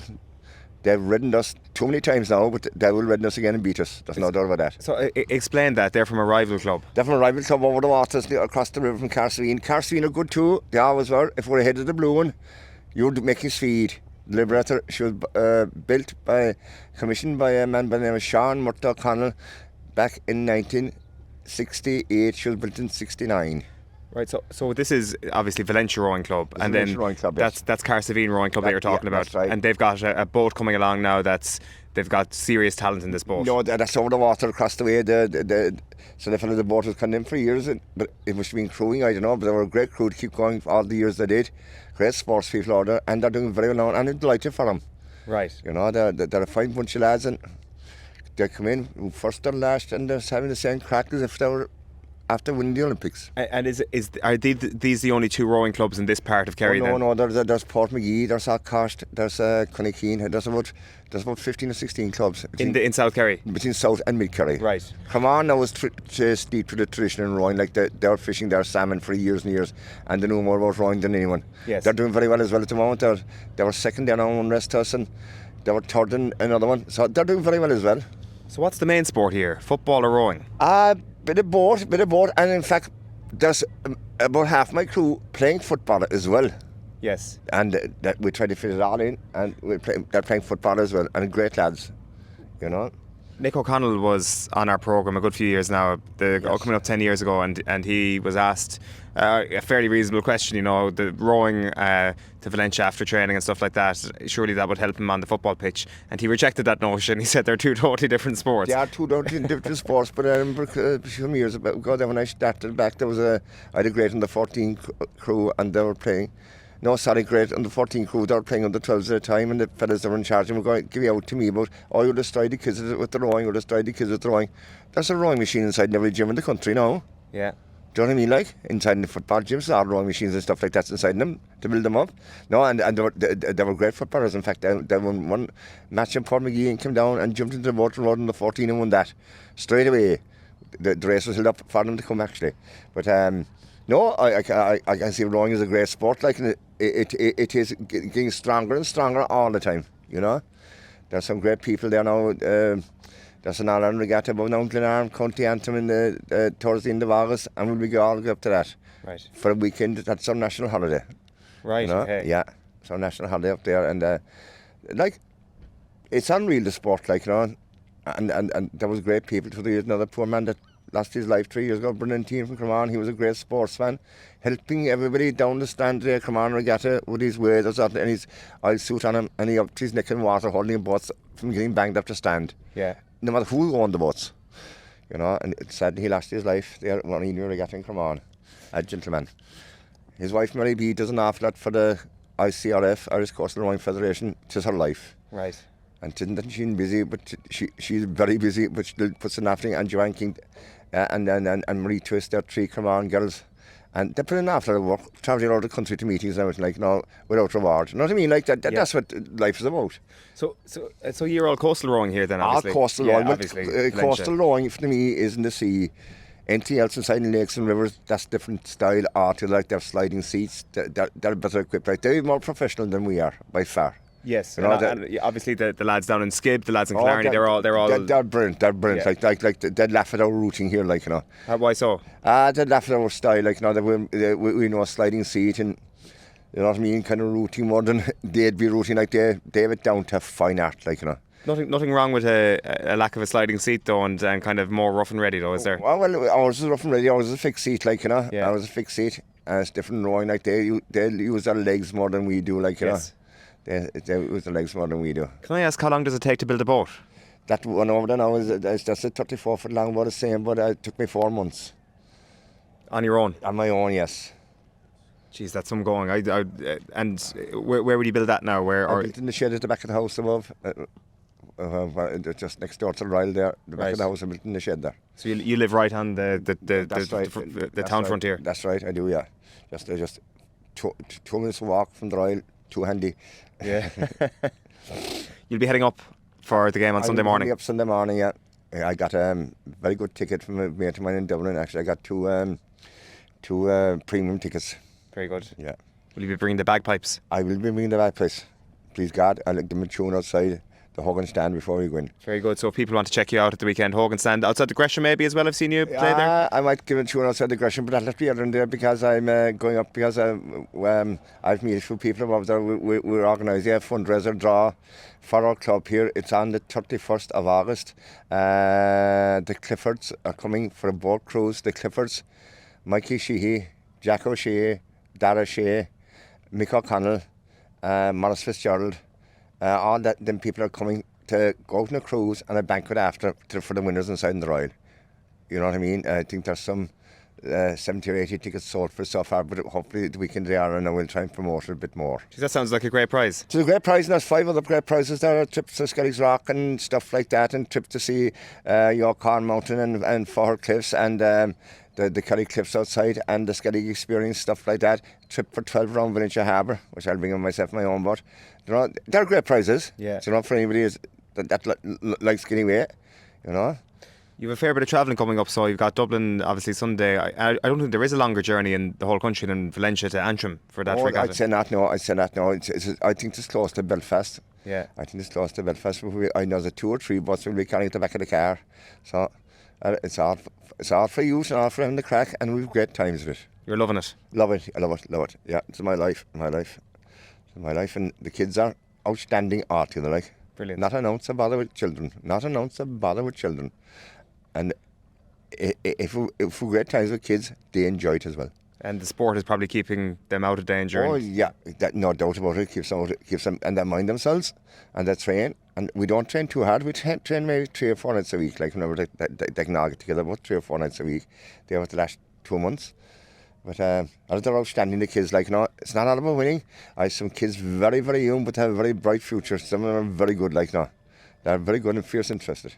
Yes. And Coastal Rowing is coming into the Olympics. That's right. It's coming into the Olympics. But I said, by the time that comes in, I'll be in the Olympics myself on the ground. Dermot, I was telling a couple of people around that I was coming to meet you today. They said, "Oh, soap." Soap, that's what they call me. And I don't know why. I think an uncle of mine said one time, my mother's brother said to me when I was a child, when I was 1.5 or 2, that you were a real Joe Soap. And I think I don't, and I said it in the street. I think it's stuck to me since.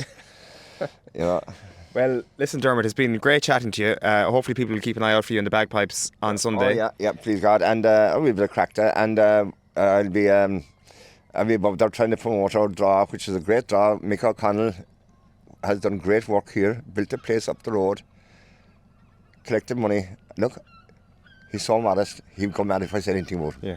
That's the kind of man he is, so modest. And he's been a great parent to his young fella there, Dermot. He's outstanding to him, and his dead wife, Rosie, did an awful lot of work here locally. Did an awful lot of work, Cavan girl, Rosie and O'Reilly. They did an awful lot of work here, and so the fella, he's a great friend of mine. He doesn't boast about what he has done or what he's achieved, but to me, he was great. The greatest? Midfielder. The greatest ever, yeah. I would think so. Yeah. I would think so. The greatest midfielder, I suppose the greatest forward I ever saw in my life is David Clifford. I don't think anybody else compared. No, everyone was brilliant. Gooch, Morris Fitz, all of them were brilliant players, like. But I think David Clifford has whatever. When we have Declan Sullivan was a great carrier of the ball. Declan Sullivan from Drummond. But I think Clifford is one of the best I've ever seen in my life. I watched him since he was first year minor.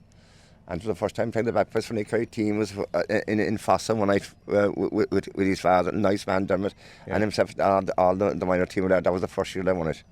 He's something else, like he's different goal now. So if people are saying this fella's better and that fella's better, I've yet to see anyone scoring 1-9, 1-10, 2-7, 2-8 in games. Constant, He can have an off day, we all can have off days, but like this, the man gets an awful tearing. I saw him trying off his jersey there with the last game. When I saw the tearing that was done on his back, you wouldn't see it going through the forest. Tarzan wouldn't be as bad. It's true. Yeah. I heard another man saying that he should having him is very light stitching, so he need tug it on the jersey tears. Yeah. But he is brilliant. He's brilliant in the air, in the ground, left or right, or he wants to sniff at the goal. Yes. He is brilliant. And another man that nearly slipped through the net was his brother Paddy. Yes. I met Paddy one day in Tralee there about 2 months ago, and I said, if our brother wasn't there, you would be the best footballer in Ireland, which I'm doing. He's some workhorse, that man. He travels to Lincoln, bread of the field, lads, and takes fellas on. He's not afraid to take fellas on, He's a good, strong boy, and so the fella, we've been over without them. Now, there's other great forwards there as well, you have the Khmer man, and you have the Gainies and Dingle. Spillane did very well the last time he came on. Don't like that. I think this depends on midfield the next day. Plus to shut off the quick kick out for them to have possession. Yes. Well, I did think we lost an Ireland or two to Dublin because of the quick kick out and they had possession till the end of the score. But the Donegal backs are lively and very fast. If they turn them over, they'll make us suffer. Yes. You know what I mean? But I think if we get ball to Paddy Clifford and if he's in mat 2-1 or 3-1, so there's a forward should have damaged in, hopefully. Do you know what I mean? Yeah. But the forward should have damaged in, they're loose, It's a great breakdown of the match, Dermot. Best of luck to you on Sunday, and thanks a million for joining me for a chat. No bother at all. Our big day of the regatta here is the 4th of August. 4th of August, our big day of the regatta. And tell them to people to have a look at our draw. It's up in line. Valentia Rowing. I donate Valentia Rowing Club. There you go. Great prize on offer. We had badly needed funders for traders to travel the Lincoln rest of the country. Yes. Our traders have gone very old now and shook. So it's safety more than anything else. And we're hoping we're in the process of building new trailers. Yeah. Yeah. Dermot, thank you. Not at all.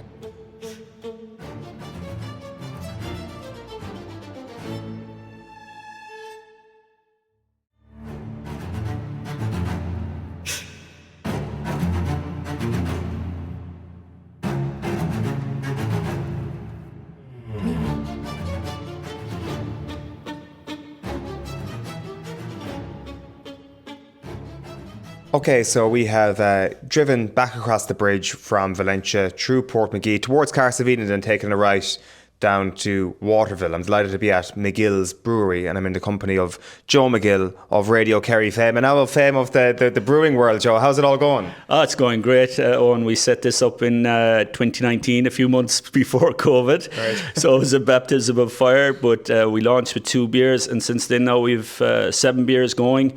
We got Best Barrel Aged Beer at the World Beer Awards in Ireland, the best flavoured beer there just a year or 2 ago.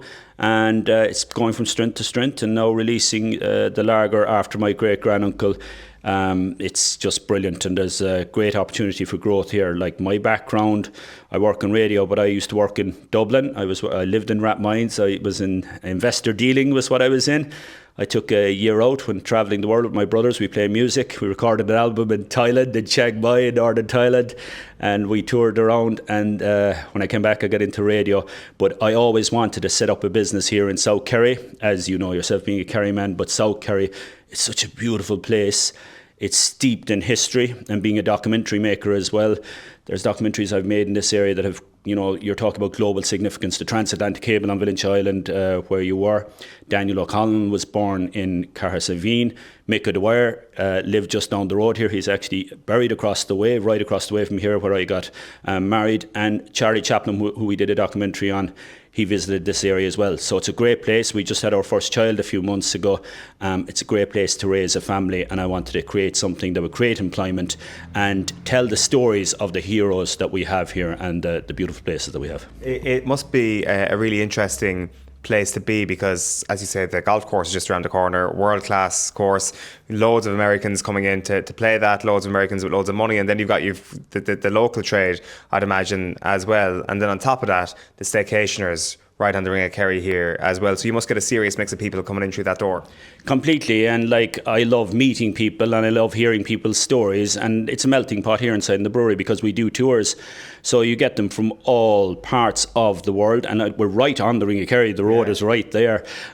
So yeah, from all corners of the world, all different types of people, and I love showing off this place to them when they come here. I caddied in that golf course in Waterville Golf Links that you're on about, and I saw it through their eyes every day. You know, they were looking at the scenery and you were telling them the stories. Some were maybe added on to the stories when it came to naming surrounding mountains and different characters and things. But it was a great place. And I when I was 18, I was invited by golfers to America. I spent the summer in America just because I met people here, you know. Really? And I would have been down there when Tiger Woods would have visited. I remember following him on the first hole. I think he got an 8. I was going, world number 1. I'm not following this. Then I went after Mark O'Mara then.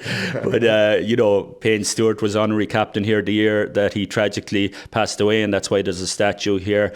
And he made it a home here as well. Like, he would have enjoyed himself in the Butler Arms. He was meant to be great for a sing-song, you know. Right. Such a character with his plus fours and his hat and all that. But yeah, like, you know, it is a meeting place. It always, like I mentioned, the transatlantic cable, it always has been kind of the centre of the world, but then very remote here as well. And I mentioned Charlie Chaplin. I think that's why he loved coming here from 1959 to 69. For 10 years he made Waterville his kind of staycation, his holiday place. He brought all his family here because he wasn't bothered. He was left get on with it. I think when people saw that he wasn't a tramp with the hat, the moustache and the cane, and he was an elderly man, they weren't too impressed by him. But he loved it here because at that time you had the best fishing lake. It was considered the best fishing lake in Europe, in Lough Corran here, and he'd go out fishing there, and his family were able to live a normal life. And Waterville has had that connection with celebrities down through the years that have come here for weeks and no one knows about it, because we, you know, it's kind of kept quiet. Like you had you had Teddy Savalas, or, you know, Kojak. He was here for a while. You know, Catherine Zeta-Jones and Michael Douglas have been here. I myself was out in the group with Wayne Gretzky, the great one, is it? Canadian hockey player. Again, I didn't know much about hockey at the time, but he was a lovely man. Is what came across to me. Dan Marino, I would have known him for Ace Ventura more than the American football, but again, a lovely person. And I think that's what they love about this place, the authentic feel they get when they come here. There were only 2 statues down on the promenade, obviously, Mick O'Dwyer and Charlie Chaplin. Why does Chaplin get held in that level of esteem above all else? Micko is a pretty obvious one. Yeah, no, Micko's up here, the Chaplin is definitely below. But, internationally, when people come here, it's the Charlie Chaplin statue. When we did that documentary, we put a GoPro there for the day, and the amount of people that get their photo with Charlie Chaplin. But it isn't like a cute Kerry-ness, that, he just passed through here. He actually had a genuine connection. So, like, even after that, his daughters bought houses here. His grandson went to secondary school here. And even Arthur Garden, his grandson, he narrated the documentary for us. He comes here regularly. He's at a house here in Waterville. It's funny, Josephine, who only passed away in the last few years, she's his daughter, and she would sit across the way from the Bayview Hotel and be drinking coffee, and people would be taking photos of the Chaplin statue. They'd come over to Josephine, who's his daughter, and say, "Would you take a photo of us with Charlie?" She'd take a photo, never tell them that she's like, "That's my father." So that's the deep connection. But then Micko, not many people in the world have a statue, erected to them before they pass away, and that was the case with him. And I was at that unveiling. It was just a wonderful occasion. I did a lot of interviews at it as well, and you're meeting fellow players or people that have been influenced by him, and they all spoke so glowingly of him. I interviewed him a few times as well. Such a warm person, He could walk with kings, but talk to the common man and treat them both the same. He was just a wonderful individual that way. But when we were doing the Chaplin documentary, Micko's mother worked in the Butler Arms Hotel, so she would have cooked for Charlie Chaplin. So we had Micko on to talk about this, and we decided to interview him, near the statue or down that area along the promenade. And it was impossible, the amount of people that were coming up to him, You had I remember when you trained Wicklow, or I remember you playing for Kerry. And we said, geez, we have to go in. So we went back into the Butler Arms Hotel. But it's often remarked that the Wicklow, when he'd be passing his own statue, that he'd give it all wave and that as well, because he was such a character as well.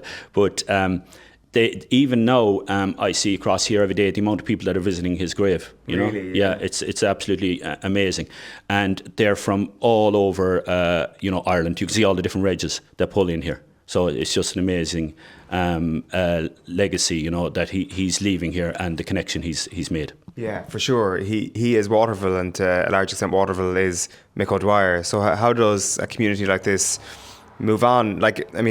It's hard to say. It's like a tragic loss, given he had lived such a full life and a relatively long one as well.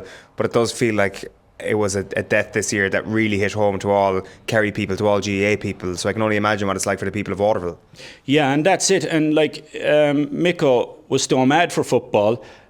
He was immersed in the club. The documentary you would have seen a few years ago there on him, where he's training the underage team, and he did take them under his wing.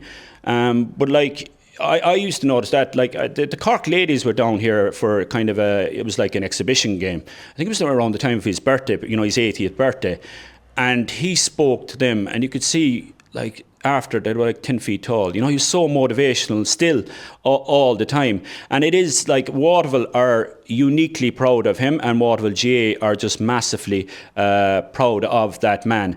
And the loss is felt deeply, very deeply by all.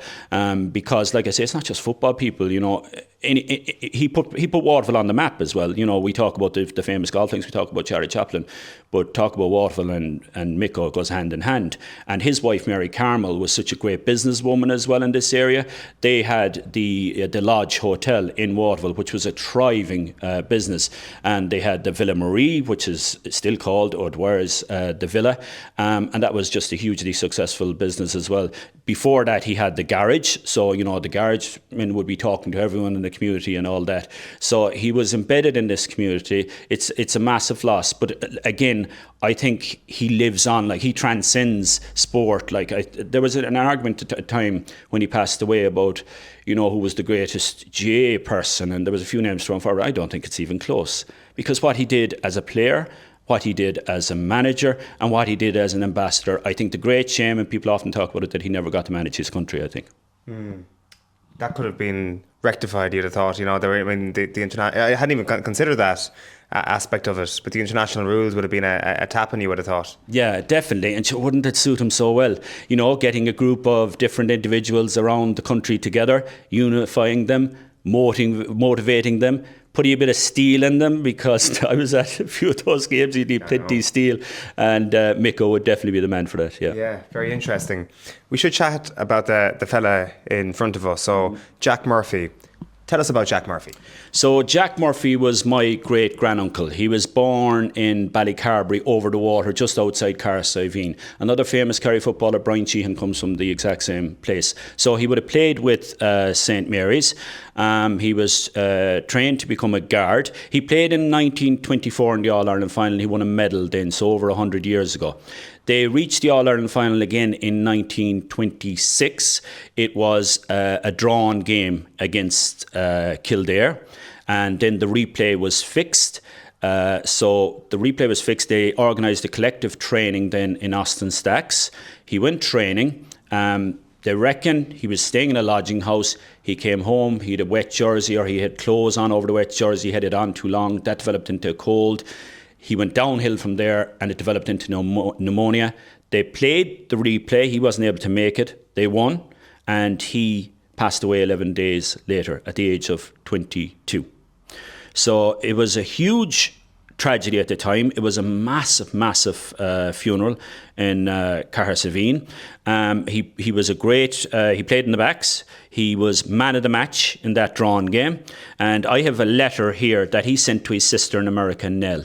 Now, we've got this in our household because Nell gave it to her nephew, Dennis, who's my granduncle, gave it to my mother, and she has it now. And it's basically describing the All-Ireland final, that drawn game. And another unique element to that one is, you know, the famous Ghost Train to Croke Park poem that was written by David Clifford. It was written about that game. Really? And it finishes, "'Twas a draw," and it talks about that. So this is the letter, and it has. I have to keep it protected now because we've handled it so many times. But like even the date on it, 14th of the 9th, 26. He talks about the game in detail. He says that he thinks he played all right. That the reviews of him were flattering in the extreme. He was man of the match in the All-Ireland final. He talks about meeting the fans in the Gresham Hotel and meeting his brother Denny. Like, you know yourself, where would we go before we'd go up? We might have a few pints in the Gresham Hotel. Radio Kerry will be there next Sunday morning, and you know, you'll head up. It's like it was written yesterday. He talks about walking in Hoth then, and that he was absolutely wrecked, flagged out. I think he's fagged out, he says. He was absolutely wrecked after the whole day, but very much looking forward to the replay. The date hadn't been fixed yet. He talks about it being broadcast as well to surrounding hotels, which I didn't think they were broadcasting on the radio at that time, the All-Ireland finals. But again, it's unique. You know, you see, I saw the Pathé News kind of, you know, they'd have the reels after it, and you see them lined out in that. But flash forward 50 years after that, that first All-Ireland in 1924, the South Kerry Championship is a huge deal around here. You know it fairly well now. It's a district championship. All the different parishes take each other on, usually autumn into winter time.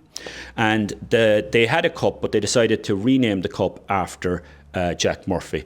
And the chairperson at the time was my uncle, so his grandnephew, Micheál Lyne. Now, Micheál had the dubious honour, he was captain of the losing team that had to present the first Jack Murphy Valentia Young Islanders, who were playing Renard Filemore. So he handed it over to Jojo O'Sullivan. But he won it about 8 times after, he'll tell you himself. So he made up for it. But it then became a cup. And it was like the Jack Murphy Cup. And then if you'd ask a young lad around here that even played in the Jack Murphy Championship, who was Jack Murphy, they wouldn't even know. So his name was kind of lost. So I wanted to pay tribute to him, and I wanted to put a face to the name, that he wasn't a cup, he was a man, and he was an accomplished, and he did all these things, and he was 22 when he passed away. So that's where we came up with the Jack Murphy Kerry Lager, and we called it after him. And we launched it October, the bank holiday weekend, 100 years after he won his first All-Ireland. So next year will be his 100th anniversary. It's amazing. You look at the image of him on the front of the bottle, it's so clear. It's really amazing that something can travel from the early 20s, and to have even just a photo of somebody in that detail is quite fortunate. And then the other element of fortune here is, first of all, beautiful handwriting on the letter, but also his eloquence, his ability to articulate his thoughts so well has given you a three-dimensional picture of this man. Not everybody can say that about people who are 100 years older than them, and obviously died very young. Yeah, and like through this process as well, I feel like I know him a lot more, because he had other letters. There's other letters he wrote, and he wrote home. He was a very intelligent man and very, articulate man. And like you said, the portrait was the thing that, like his photo, how rare is that? But it's because he was playing for Kerry, that there's a team photo of them, and then there's his own kind of, you can crop his image and you get his photo. But for him playing for Kerry, we probably wouldn't have a photo. And there's family resemblances too down the line. There's the Murphy side over the water. His sister married into Valentia Island, and that's how my connection came through the Lynches on that side on Valentia Island. My mother's from Valentia Island, so there's resemblances there as well. But it's a great honour that we're able to put his name on the bottle, and that drives me on to make that a success then as well, because I don't want that to fade. I want that to be like people will be asking, and we put the story on the bottle.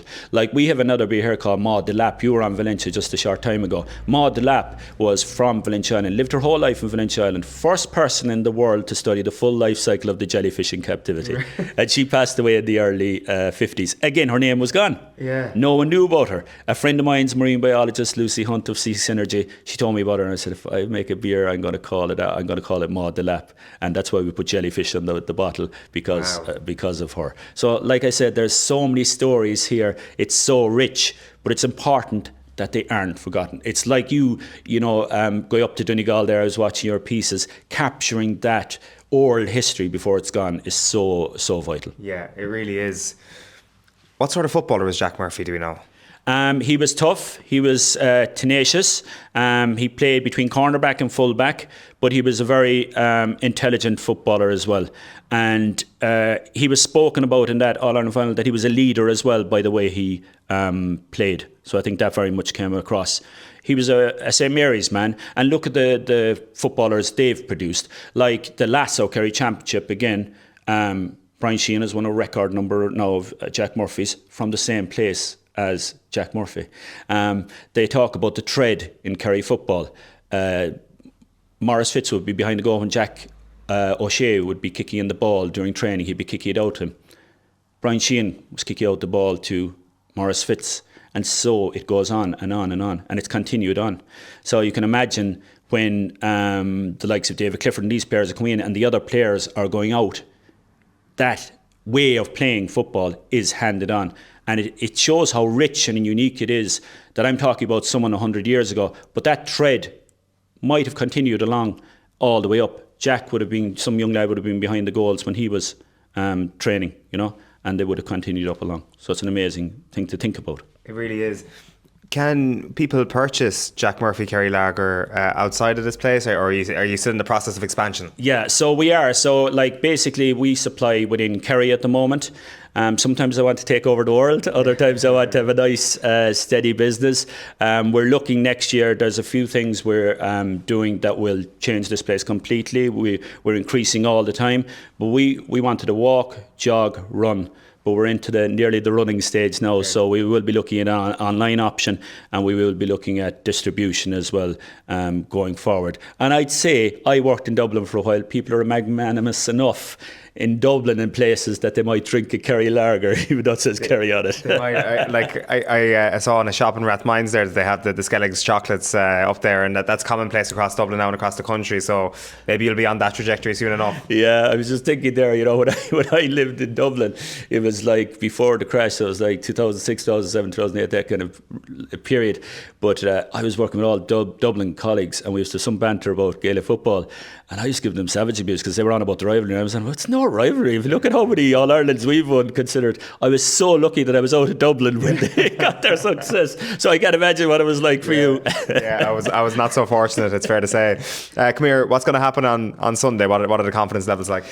I was I was confident against Armagh because I thought that Kerry had been totally written off based on the Meath game, it seemed to me, and that like Kerry, they do, the way the championship is structured for them, they do try and peak for that latter stages of the All-Ireland Championships. Tyrone, again, I was confident. They were mentioning hang-ups. These players had no hang-ups against Tyrone, the existing panel. Donegal is a different kettle of fish. I had trepidation in 2014 as well, but that was a poor game, but we ended up winning it. What'll live out in my memory is Donaghy shouting after, "What did you make of that, Joe Brolly?" Even though I said he shouldn't be saying that because he's making a bigger thing now of Joe Brolly. Yeah. But that game turned on a mistake. And maybe this game could be the same. Paul Ganey played well that time. Maybe this time it could be Dylan Ganey. Someone like usually in All-Ireland, it mightn't be the person we think it's going to be. I think the new rules suit David Clifford, and even if Donegal go back and David Clifford, that allows for the 2-pointers for Sean O'Shea, which kind of happened in the semi-final. That it kind of changed, the dynamic changed slightly. But Donegal are a running team. They run from everywhere. It's like two heavyweights, complete clash of styles. So it's going to be fascinating. I think what Kerry people hope is that we have a performance. We obviously hope we win. We want it to be a good game as well. I'd give Kerry the nod with just not the utmost confidence, but a hopeful. In as much confidence as we can for what is looking like a bit of a coin toss. You've been listening to Joe McGill, Radio Kerry broadcaster and a man of many talents, evidently. Congratulations on this place. It's amazing. Thank and you. very best of luck with the running stage at a business show. Thanks a million, and we look forward to having a pint of Jack Murphy with you soon. 100%. Cheers, Joe.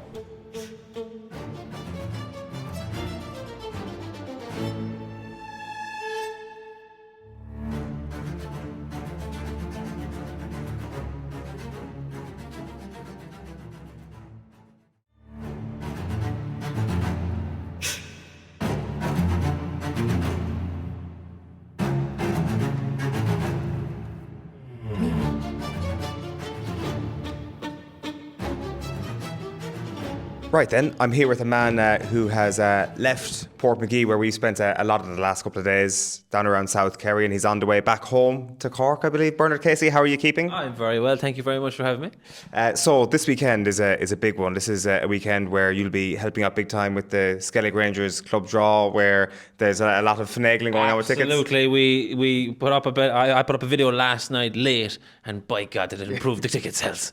We're delighted. We'll have that walkway done before Christmas, surely, be to God. So that was the raffling off 2 tickets. It was drawn tonight. I don't know who the winner was. I don't think it was one of the board members anyway, so that's good. But plan was to get a lit walkway, just like Renard, but better, hopefully, in the next couple of months. So hopefully that'll come to fruition. They're the rage at every GA club now. When you talk about the walkway, do you mean around the pitch? Around the pitch. Yeah, around the pitch. Because literally, I was down out today, and like anyone in their early 30s, I'm going through this phase where I have to do a half marathon. Yes. So I signed up to do the Dingle half marathon, and then I have my app, and it's telling me when to run, and I said, you know what, I'll do my run here when I'm home. And no pathways, nowhere safe. Literally nearly turned my ankle 10 times running on the road. Cars passing, just looking at you as you're running. So, and I do it in Ballincollig then, and I don't go on any road. It's always walkways. So it'll be definitely a useful resource in the area. That's it. Like, there is the rather poetic sort of image of Paddy O'Shea training in the hills of Entry and stuff like that. Yeah. Would you not have a similar thing in Portmagee back there, no? Well, we would have the same topography and lay of the land for sure. But I think if you've ever seen the Coomanaspig Hill, where the Kerry Cliffs are, the car struggles to get up that in first gear, let alone me weighing 2 stone overweight. So. Attempting to, like Paddy O'Shea, I will be doing the Dingle half marathon. I better highlight the word half there. And when is that on? September, right. Yeah. So, because I see you were back playing junior B football in the not too distant past. I did, yeah. I went back. I'm going back every year. Yeah. Do you know? I suppose like yourself. Are you playing any bit with Fireys? With the less said about that, the better. Okay. I stopped as soon as I went to Dublin, and you were one of those. Did you transfer? I never played GA in Dublin at all. All right, shocking. Okay. Oh, right, I miss it desperately, but I suppose 12, 13 years is a long time. A long time, yeah. But get behind the mic, that's all right too. But I went back. I went playing a junior B game against Milltown Castlemaine back in May, and it was my first game in over 2 years, and I was taken off twice. Right. So so I'd taken off 10 minutes before the half time, and they said, look, we'll bring you back on in the second half when there's a wind. You might have a chance of kicking a point or something. Came back on, got a few ball, and then I was taken off again. They were like, all right, man, we appreciate your effort. Yeah. It definitely kicked me into gear a little bit, though. Like I said I'd start training and try and lose some bit of weight. Played a few more B games. But that's all, just a bit of junior. Because the word is that you were very good as a minor. Well, in my own head, I probably was, yeah. That's probably where the nephew came from, to be honest. Nephew just lived in here for the majority of it. I definitely would have played a decent level up to my mid-20s. You know, we won an All-Ireland Junior, won the county junior here.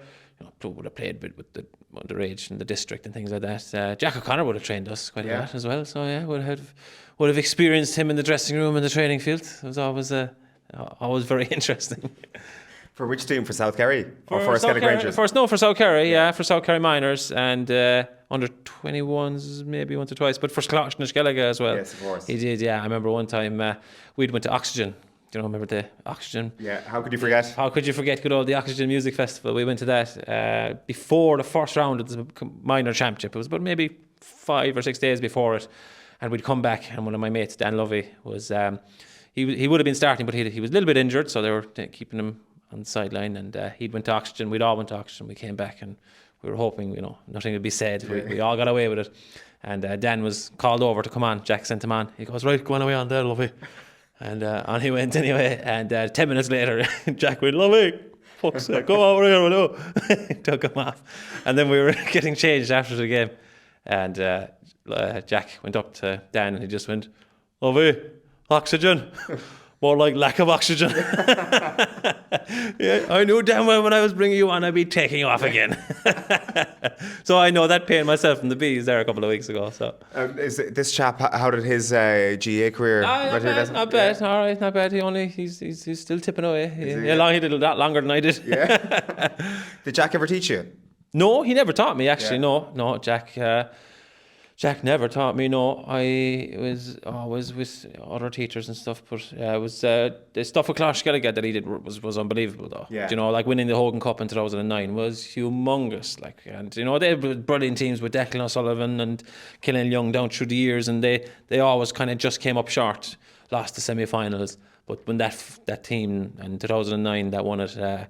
Which was unfortunately the year after I left school. It was, yeah. So it was the year after I left.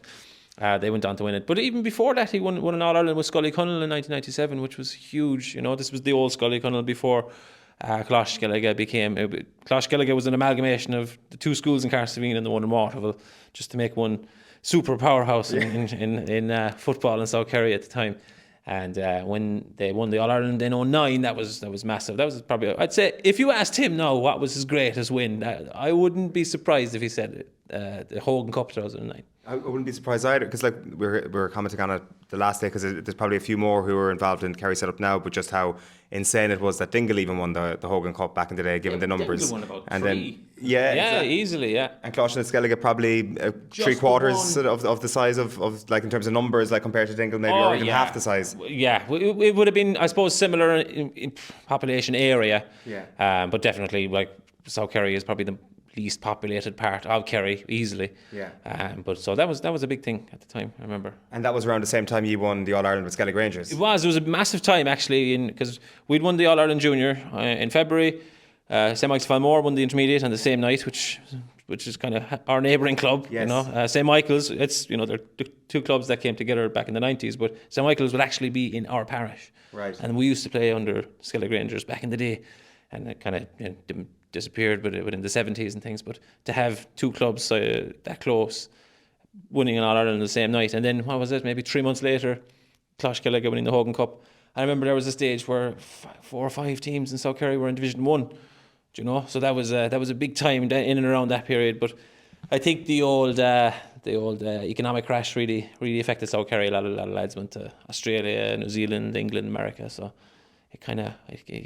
we never made Division 1 ourselves. No. We lost out. Like it is a big part of the conversations we're having this week with people in South Kerry, going all the way down to Valentia. Like it does kind of come with the sense of regret. Like, I've got good connections to South Kerry myself, obviously. It's where my mother's from. Probably my favourite part of the entire planet, really, is down in St. Finian's Bay.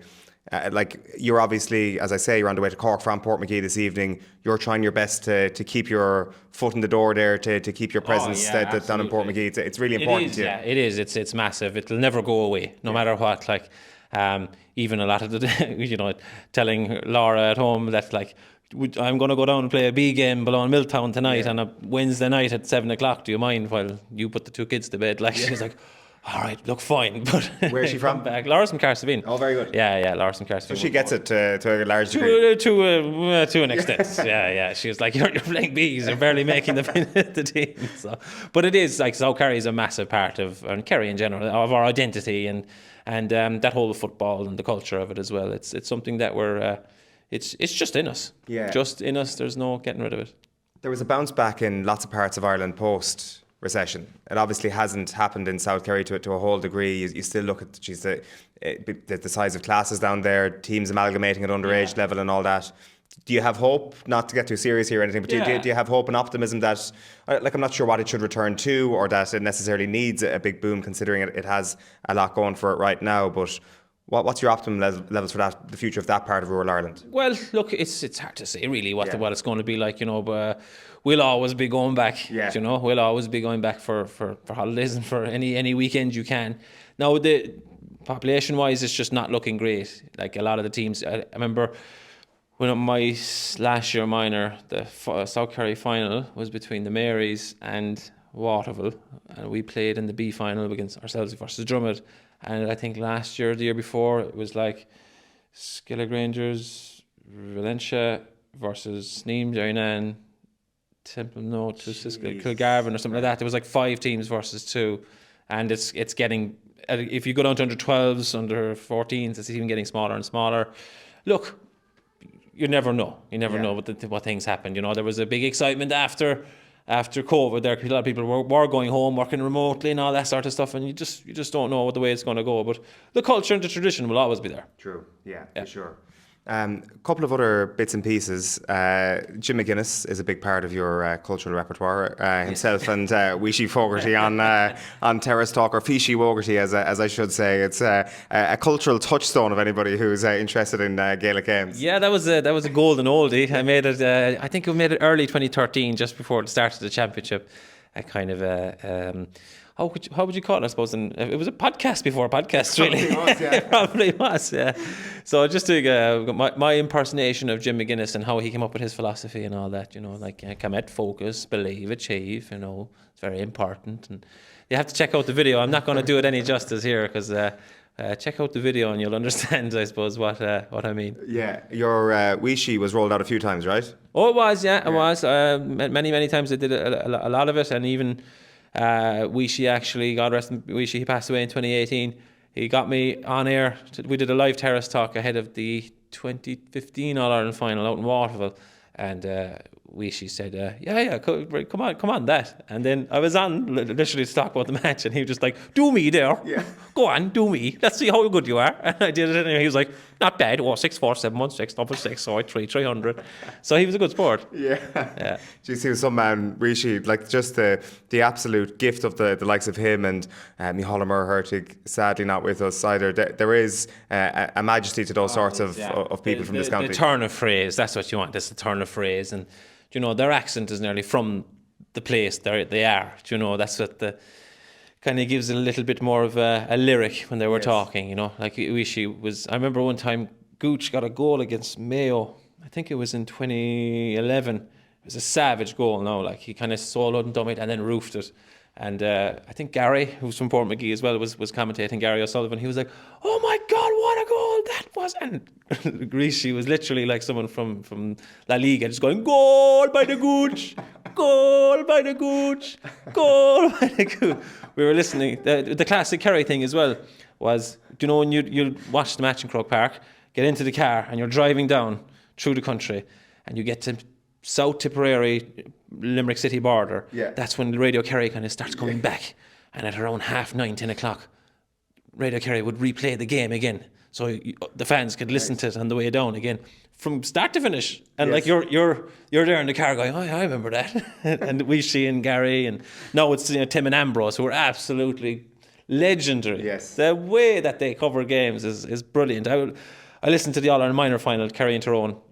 My son Liam is only 3, and he's he needed his nap, and we said, look, I'll put him into the car and take him for a spin, and just miraculously coincided with the same time the All-Ireland minor final was on. But listening to it, I felt every kick, every part of that game. Unfortunately, lost out in injury time. Yeah. But the job that the 2 lads are doing now since Weeshy has passed on, unfortunately, has been class as well. Yeah, it certainly has. The one thing you say there about getting down and the match will be replayed at 10 p.m. or thereabouts on Radio Kerry, that's a very South Kerry experience, I would say. It is, because we have another, you get the Fireys from Dublin. For the Sunday game. Yeah, we definitely don't make the Sunday game. We have another hour 20, definitely. Easily. From Fireys, an hour and a bit anyway. Yeah, an hour 20 minutes down to South Kerry again. Yeah. So, many times my father would drive down from, and his brother like it as well, Patty, they would drive down and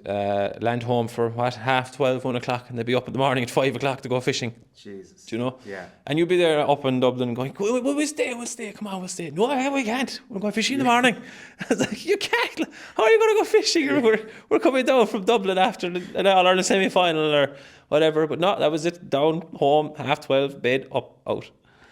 Have that aspect of Kerry been mobilised this summer, do you think? Because I always find there's such a, the Kerry's geography is such a reasonable excuse for people who aren't travelling up to Dublin, and the price of everything, but the distance and the fact that people have real jobs on Mondays, at the crack of dawn quite often on Mondays to go to, that often is a massive contributing factor to a team who are in Croke Park every single year. But this year, the support feels different for some reason. Has that cohort been moved by David Clifford saying, come out and support us? 100%. Like the Armagh game, there was a lot of people going. Do you know, people who generally might not go. Do you know, there was a lot of my mates that were like, yeah, are you heading? I was like, oh, I'm definitely going. Do you know, when we all went up, definitely. It was a kind of a call in unison, and it definitely worked. I know. Philly McMahon was going, oh, what the hell is he doing? Why is he doing that? I was like, no, I think it's going to work. And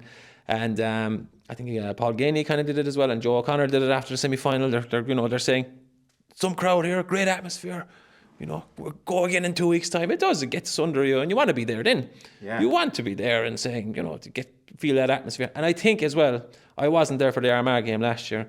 My brother lives in France, and down in Montpellier, we watched it in an Irish bar in Montpellier, and you could feel the Armagh crowd even in France through the TV. Yes. And when there was comments afterwards from management and players going, Jesus, you could really feel the Armagh crowd, and I guess that definitely kind of got to the Kerry supporter as well, saying, hey, we can make noise too. Yeah. So I think that definitely got the supporters behind the team. Yeah, it got more supporters, and as you say, it got supporters behaving differently. For the first time in my life, I lost my voice at a game. Completely, because I think that Armagh lost last year, it did kind of sting, you know. And I remember when Burns came on and won a few kickouts. Burns came on and absolutely let a stormer altogether. But I remember I was even speaking at a different octave. I was like, I don't sound like that, do I? I was like, go on, bird boy, go on. Literally as if I was watching someone in the octagon, It was, definitely, there was a massive urge, and I think it's going to be there on Sunday as well. Definitely. I'm kind of hopping back and forward around a couple of things that you've said here. Jack didn't teach you, but he coached you. Do you still keep in touch with Jack, or does he tap into Bernard Casey at all? We'd rub shoulders that time. All right, yeah. I know the lads like Keenan and Bridie, of course. So we know, and in fairness, they've been great to my own father as well for tickets and things like that. And they know that my dad's a great supporter and things like that. So they'll be sound, and sure we'd known the lads for years. And Jack will give you a wink and a nod and cycle on. It's usually the bike you'd meet him like. Yesterday we were sitting in a hotel in Killybegs looking out at the pier there with Manus Boyle, the hero of the 1992 All-Ireland, and I was saying, geez, it's amazing how many fishing boats are here, and he said, you should have been here 20 years ago. It's like completely killed. Absolutely. Do you know what? An interesting one is when I was 7 years old, went up to Donegal in 1997 for the boat show, the Killybegs boat show, because my dad's a fisherman as well. Yes. And that was the big holiday. We were obsessed with boats. I mean, there's 4 of us in the family. There's my 2 older brothers, my older sister. Like, particularly myself, I was absolutely obsessed with boats. So took us up to the boat show in Killybegs, and we went into, I think it was, I'm not sure the name, was it Gundry's or what, but there was a place where they made nets. Right. And I remember my 2 brothers and my dad going, oh my God, that's Manus Boyle. Really? And I was only 7, so I wasn't exactly sure who he was, but by God did I know who he was after. You know, going home, I had the tape for the 92 final. It was constantly put on. And, you know, my brother would say, that's the fella we met in the net shed. He got man of the match in 92. And he definitely doesn't remember it, but I definitely do, yeah. And there's that connection. There is a 100% that connection, northwest and the southwest with the fishing. Yes. Like my dad buys his pots. He always bought his pots off a man from Donegal, and he'd come down his truck, his little truck, and full of pots. He'd come into the kitchen in the morning. He'd sit down. And we're like, I can't remember his name now, so many years ago, but he'd say, I left this morning around 4 o'clock. Not too bad. Took about 8.5 hours. It's like, what, are you going to stay down? No, I'll head away back up again. You know, a truck full of pots, drop them off, quick chat, cup of tea, back up the road again. Amazing, that because like it literally just struck me when you mentioned the fishing aspect there, that it is something that connects Kerry and Donegal. And you know, like the Valentia radio station as well, you'd have a few people from Donegal down through the years that would come down and work there, because I suppose between Malin and the different radio stations up there, I suppose positions come up and whatever, and we had an apartment joined onto our house, and we always had people from the Valentia radio station would stay there, and we'd a guy from Donegal there for a good few years, a man from Greencastle, good fishing place. So yeah, there's all. Even Tomás O'Shea said it there earlier. He said you have the Irish language, you have the music, you have the I suppose agriculture and fishing and immigration as well. Yeah. You know, you'd have all that kind of crack. You'll see it now in Dublin on Sunday. I was in Australia with him, or I was meeting fans from Donegal, or I was in London with him, or whatever. There's a lot of that kind of inter-fan kind of connections. Yeah. Manus Boyle made the nets as well, right? I think he did. Yeah. He kicked the ball into them and he made them as well. You know, some man. Some man is right. What was the other thing that I meant to ask you there? I was up in North Kerry earlier on in Fanug. I'm not sure, have you seen Three's a Crowd, these 3 21-year-olds, and they played me a version of Umpuk Air. Brilliant lads. One of them actually was Kerry minor goalkeeper in 2021, and I just got chatting to one of them who's from Tarbert, and I was saying, you'll all be supporting Jason Foley now at the weekend. He's like, hang on a minute now, let's not go too far. Exactly. He's Lisselton, Ballydonagh. The only thing that I could think of is like, geez, because I'm not so au fait with North Kerry, but I'm somewhat au fait with South Kerry, and the South Kerry Championship is quite possibly the most violent league in the entire world. Yeah, trying to explain to someone outside of Kerry what the South Kerry Championship is. It's like, it doesn't matter what your grade, whether you're junior, intermediate, senior, or if you're in Division 1 or Division 5, just if you're from the South Kerry team, there was 10 individual clubs, but down through the years, you're put into a pot, one against the other, and whoever comes out on top in the end. And it's usually, the finals usually around Christmas Day, like. Yes. So I remember playing we played the Marys and we played the Marys in a final on the 21st of December, and I think the following year the Marys played Drummond on Christmas Eve. And there's been St. Stephen's Day finals, New Year's Day finals. This is when Kerry and Kerry were going well, so it was trying to ensure them, ourselves winning the junior, Drummond won the junior, Marys won the junior. We were all kind of going into Munsters and things at that stage, trying to find even time to play those games back then was crazy. Yeah. But you know, people were going mad at the time. It's a disgrace, absolute disgrace. This is all going on to the middle of Christmas. I loved it. Yeah, sure, what else were we doing? We'd only be back out in college, out in Reardon's and Havana's. Sure, it was great. It kept us on the straight and narrow, you know? Yeah, brilliant. What was I going to ask you there? The aspect of Portmagee around now, as we kind of started talking about this, to what extent are the characters that you convey real characters from either your GAA upbringing or from your South Kerry upbringing? Yeah, a lot of people ask me that. Of course, they're like, "Who is it? Yeah. Who is it? Is it him?"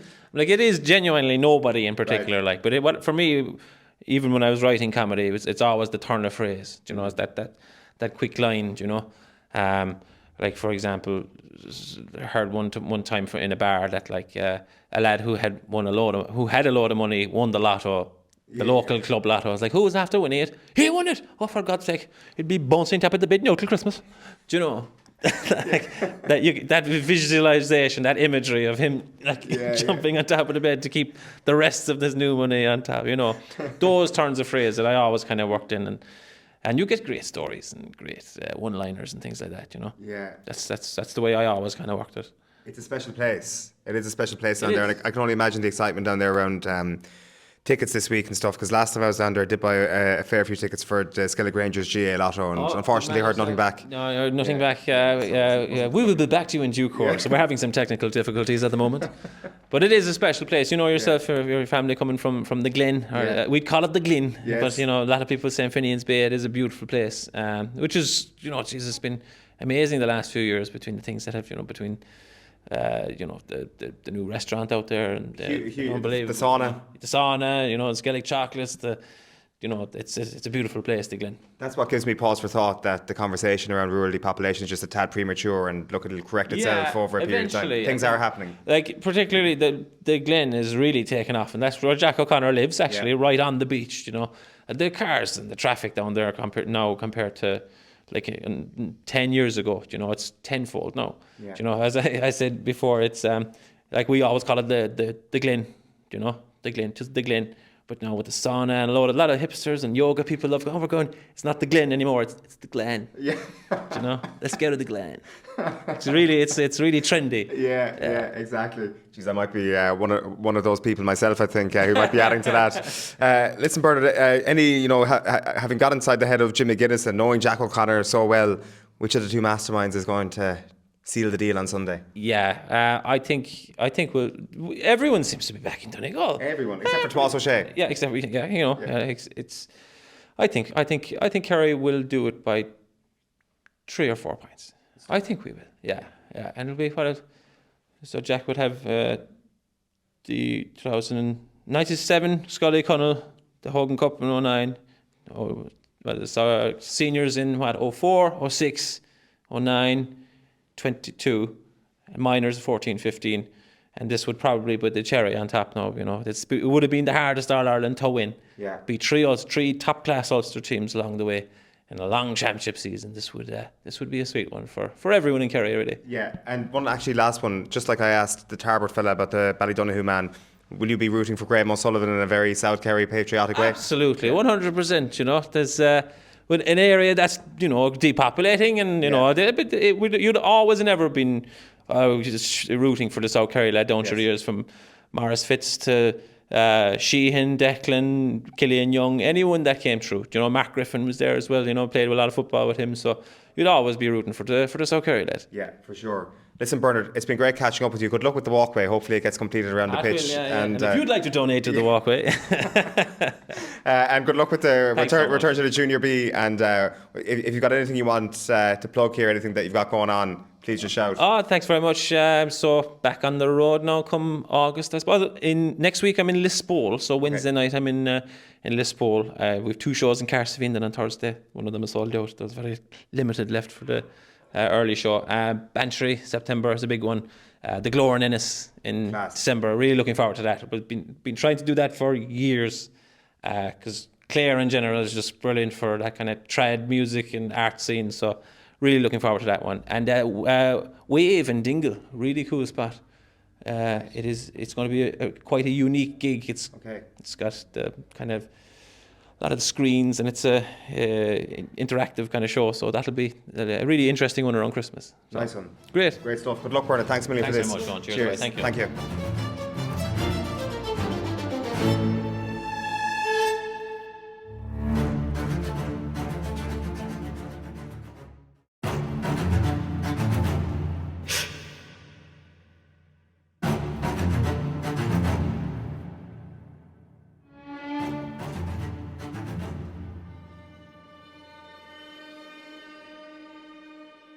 Right then, it is 6:30 on Friday morning of the All-Ireland football final. I have made it to the upper deck in Cahersiveen. The upper deck is the home of Kathleen O'Sullivan, one of Kerry's greatest supporters, once upon a time officially Kerry's greatest supporter. Kathleen, how are you doing? I'm great, thanks. It's a pleasure to have you here with me. Why are we up so early? Why are we making moves for Croke Park and for Dublin so early in the weekend? Because when you rang me last night, I knew that I wouldn't be here in the morning. I thought I'd be gone away to Dublin, and you said you'd come down, and you did, and we're here so early. It's lovely. It's the excitement of it all. I couldn't sleep or eat with excitement. So what's your route now to get to Dublin over the next few days?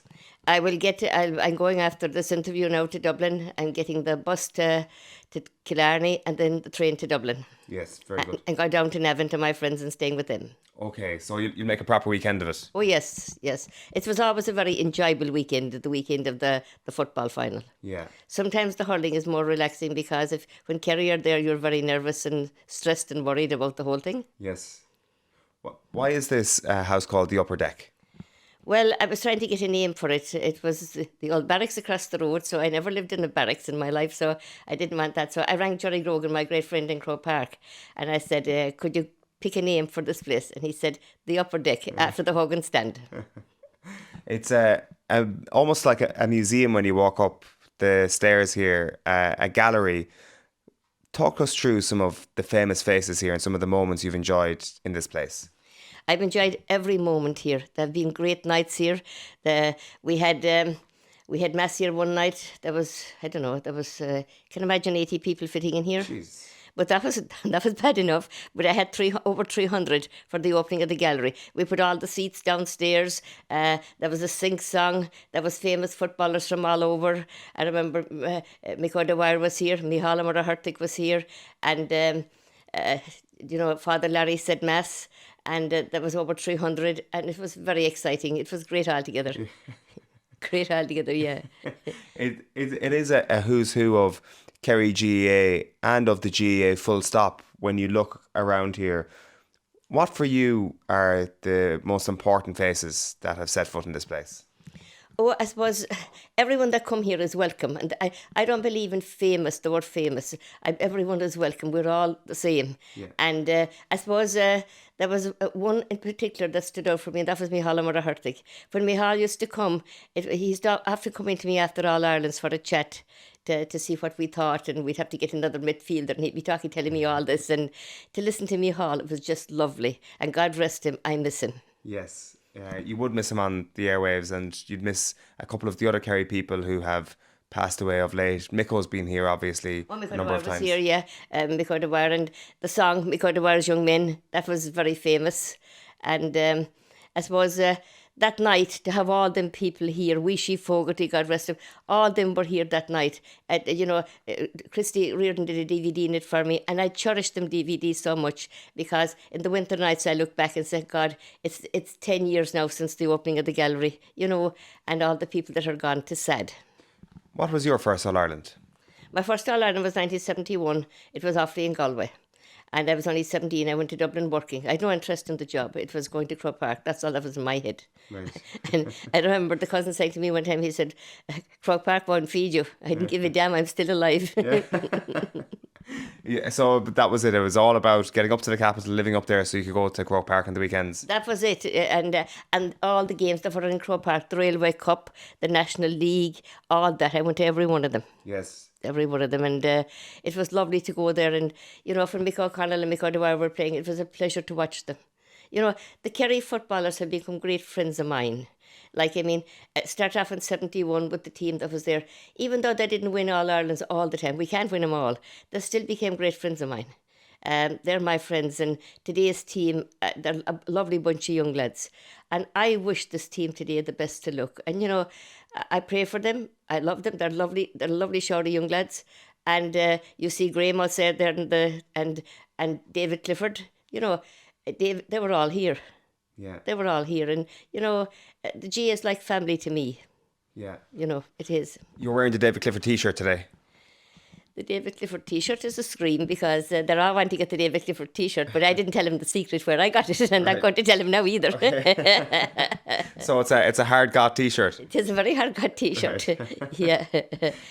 David was in this house as well. David and Paddy were here, yeah, and their uncle, God rest him, and his sister, and it was an honour, the honour to have them here, you know.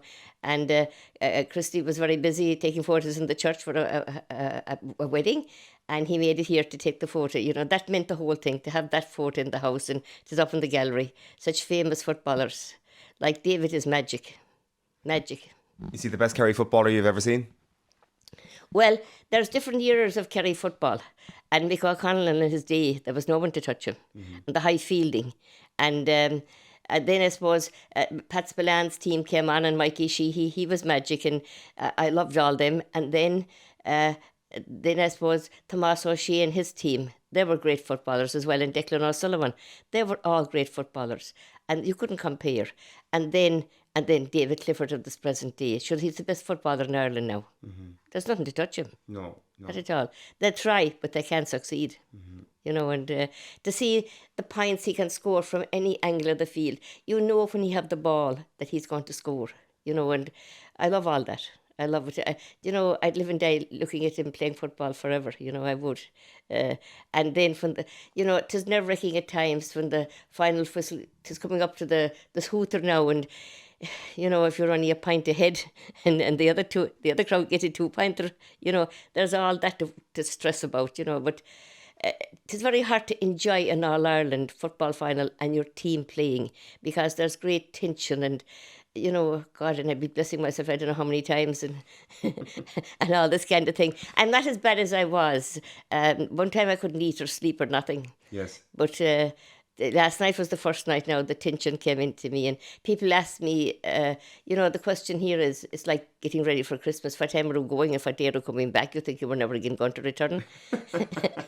And, you know, honest to God, I'm right, because what difference does it make? You know, everyone is going. Yeah. Anyone is going to the All-Ireland. It doesn't matter.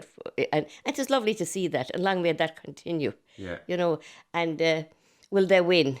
I'm telling no one whether they win or lose. I'm not going to even think of that until the second half. And then it is time to worry, because the first half is over. The second half, they really have to put it in then. And please God, they will. You know, Kerry, you know, they're saying Donegal are going to win. I don't know who's favourites. I don't want to even know. But I wish the Kerry team the best of luck. And, you know, I'll be the first to cry tears of joy if they win this one, because it'll mean so much. You know, Sam coming back to Kerry. You know, I've seen it coming back many a time. And then there's when it don't come back, the sadness coming down to Killarney. I remember after Dublin beating us in 2015, I'd won Kerry Support of the Year with the Kerry man. And it was a great honour. And then I went to Dublin, and we were staying, there was an overnight stay in a hotel. I had a friend with me. And she said to me, we go downtown, and that was into the city centre, if we win. But we lost by 3 points to a great Dublin team. This was the start of their 6 in a row. And here was me. Of course, I couldn't see they were great then. I couldn't see they were great. No way could I see they were great. To hell with them, that was the attitude. But today I can. Like, I mean, I sat down there one night and I looked at the DVDs of that team, and they were good, you know. And but now Kerry are there. And when Kerry are there, like Kerry in an All-Ireland final is a different thing. You know, we don't come up, as I said, to look at the crowd. Mm-hmm. And please God. Yeah, so being Kerry Supporter of the Year came with its perks. You got the opportunity to travel as a result. Oh, that was New York. Going to New York was unbelievable altogether. I didn't know anything about it until I came home from the Leinster hurling final. What year was this now? 97. Right. I came home from the Leinster hurling final. I was in Killarney station, and the bus driver was a great friend of mine. The bus driver we had then, he's still great. We're still great friends, but he's retired. And he said to me, "Go on the radio. You're going to win this hands down. They're looking for Kerry's greatest supporter." I said, "I'm going on no radio. I don't know what you're talking about." But then there was no phones then, like mobiles and things like that. So he gave me his card. I was broke after being in Croke Park. Yeah. And he gave me his card, and I got through, and I was talking to Mara Begley, and I had to talk about how I go to matches and things like that, hitching and wet days never kept me away. It didn't matter how bad the weather was, I was going. My father and mother would be blessing themselves, you know. Yeah. She come back all right. But my mother would say my life was a ball, God rest her. And then I used to hitch to them games, and then I suppose getting ready to go to New York. When I was told you had to wait until Friday evening. Now, I had no ticket got for the Munster final. And I rang John. John said to me, "You'll win this." I said, "I will not." And then at 4 o'clock, I lay on top of the bed waiting for the news. And then they said, I won it because of my dedication. I fell out of the bed with excitement, and I knew I had to go to Tralee to collect my ticket. And that was no problem. I hitched to Tralee and back again and had the ticket got in no time. And I was so excited coming with the letter and all, as you see there on the wall. Yeah, I was so excited. But I wasn't going to New York. Like, I didn't know nothing about New York then. Then the day of the Munster final that was played in the Gaelic grounds against Clare, and we won that match, and we won it. We won the semi-final in Croke Park against Cavan, and this was the 50th anniversary of Kerry Cavan in the Polo Grounds, that they were going to New York for, and then. They asked me, was I going? Sure, you won the trip, you're going. And I was all excited. I couldn't believe it. And getting dollars ready and people giving me dollars, there was something. It was fantastic altogether. Mm-hmm. And going away over to New York and walking around Manhattan and up in Yonkers and seeing all this and meeting me Hallmer Hartig the day of the game. And when I arrived at Downing Stadium where the match was played, I couldn't stop crying when I heard the song, "We'll all dress up in green and gold to follow Paddy's men," being played by them at the gate. And the tears came down my face because I just couldn't believe I was there. I never thought, I got so emotional. And the Cavan crowd said Maurice Fitzgerald was playing that day as well. And Maurice scored every score for Kerry that day bar 1 point in that open Downing Stadium. And they admitted he was good because he did all that. I said he hadn't seen nothing yet. It's a great story. You mentioned there your first All-Ireland final was a hurling final. You've got Seamus Durack signing a hurl there above your head. You go to all the hurling as well. You're not just a football woman. Oh yeah, and I went to all the hurling matches, the Munster hurling finals. I loved that. Going and walking down to going down to the Thurles Stadium with me, Hallmer Hartig and Darran, his daughter, and to see the Pecker Dunn playing and to hear the voices. Hello Pecker, Michal would say, and do you know something? It was priceless, priceless. And doing his commentary, then I'd have my radio to listen to him as the match was going on. I loved all that, and I go to Croke Park to all the Leinster hurling finals and the Leinster the All Ireland semi-finals. I went to everything, but it got too expensive for me, and I suppose a bit too tiring as well. I couldn't keep up with the pace. Just one last question for you, Kathleen. You've said here now it'll be a bus from Cahersiveen here. I think there's a change in Killorglin. You'll get on a bus there, or it'll continue on to Killarney, then you'll get on the train. That'll bring you into Houston, and that'll be your trip. A fairly straightforward one for you today. You've mentioned hitchhiking around the country. What are the days that stand out in terms of trying to get from A to B, and maybe not everything being overly straightforward? All of them stand out. Okay. Because thank God for the health to be able to do all this, and there's times I just say to myself, I come home, I'd be exhausted, and I'd say, I won't go anymore. But then again, the minute I hear Kerry are playing in an All-Ireland semi-final, I'm gone again. Another crowd I travel with is the Kerry supporters bus. They're a lovely gang to go with, because the sing-song on the bus and the racket and the crack we do have up in Donegal and Ballybulfy and in Derry and Celtic Park and all these places. We were in Caseman Park, Belfast, and over in Ruislip in London with them. Unbelievable. The Kerry Supporters Club, the sing-song will start, and in the Nastool carriageway all the ways home. Win or lose. What a lovely gang to be with. And Donny O'Leary is in our bus, and Martin Lean and the whole lot of them. Great crack. Great stuff. Well, Kathleen, it's been great to chat to you. I know that the Kerry fans are having a great summer, and they've come out in great numbers since the quarter-final and the semi-final as well. It's a privilege to be here in the upper deck. I must give you a lift now. We must get you to your bus in case we missed that, Kathleen. The bus, we must get the bus from Cahersiveen to Killarglen, then Killarglen change there to Killarney, then get a bus to get a train to Mallow, change in Mallow for Dublin, then I go to Navan, I get a bus down to Navan. I take no rest of travelling. I'm travelling since I left home at 71. I was never on a train until I was 17, but I never stayed off of it since. Well, we must get you to the bus station, Kathleen. Thanks a million for your time this morning. We'll have a quick cup of tea first.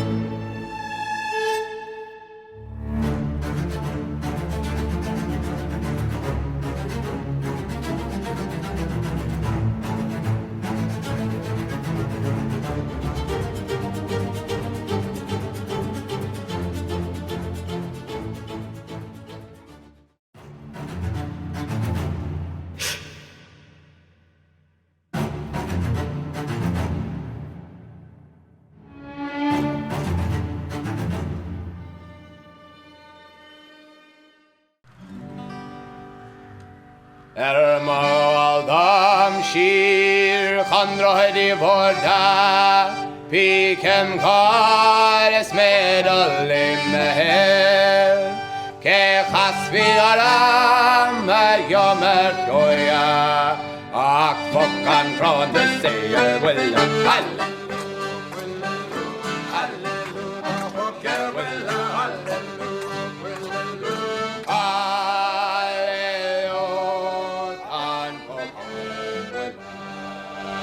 Darhami trasna trir loigaf Esteg loishem korach fodna moinga Es traskar avur känns na tartoiga Hosser non ropen Halleluja Halleluja Halleluja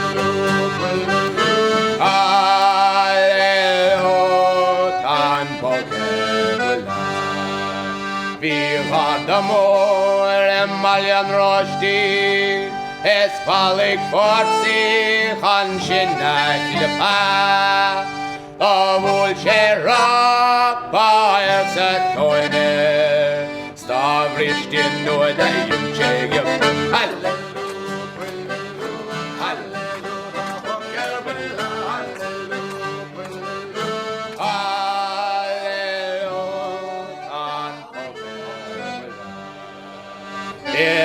Ni koshla hayan tranona Vian sagat parosh da maknarvana Chedort karbi andilva goelesh Arifver tohon fokan willa Halleluja Halleluja Fokker willa Halleluja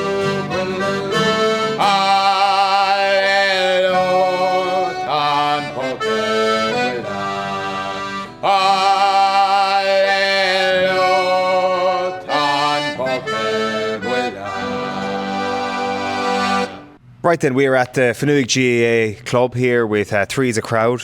Local heroes, I think it's fair to say, at this stage. Paulie O'Shea and his rendition of Umpuk Air went through semi-viral through GAA circles over the last couple of weeks, and these lads say, thanks a million, Paulie, but hold our beer, we can do this better. You might introduce yourselves, lads, your full name and your clubs. Adam Finucane, I belong for GAA Club in North Kerry. Very good. Sean Rice, Tarbert GAA. Kieran Maxey, and I'm from Fannuig, just where we are now. Very good. The other thing that I need to ask you all, as people who are online and watching us on social media will be able to tell us that you're all wearing different renditions of the Kerry jersey. So you're wearing this weekend's blue. Is this a modern version? I mean, or is this like a bit of a sort of an Adidas knockoff? I think it's an Adidas knockoff. It did cost you about €30 online, but I like the blue since it's they're going out with it this weekend. I saw it online. I said, you know what? We'll pick it up. Yes. And it's kind of got the bit of a classic look with the collar down and everything. It does. It's class. My favourite type of Kerry jersey, with the collars popping and everything. So unreal. And then you're going 2004? Yeah, about that. It's knocking around the house a long time, but yeah, like Adam, I like the collar as well. So yeah. And you robbed that off somebody who played minor in 2021 by the looks of things.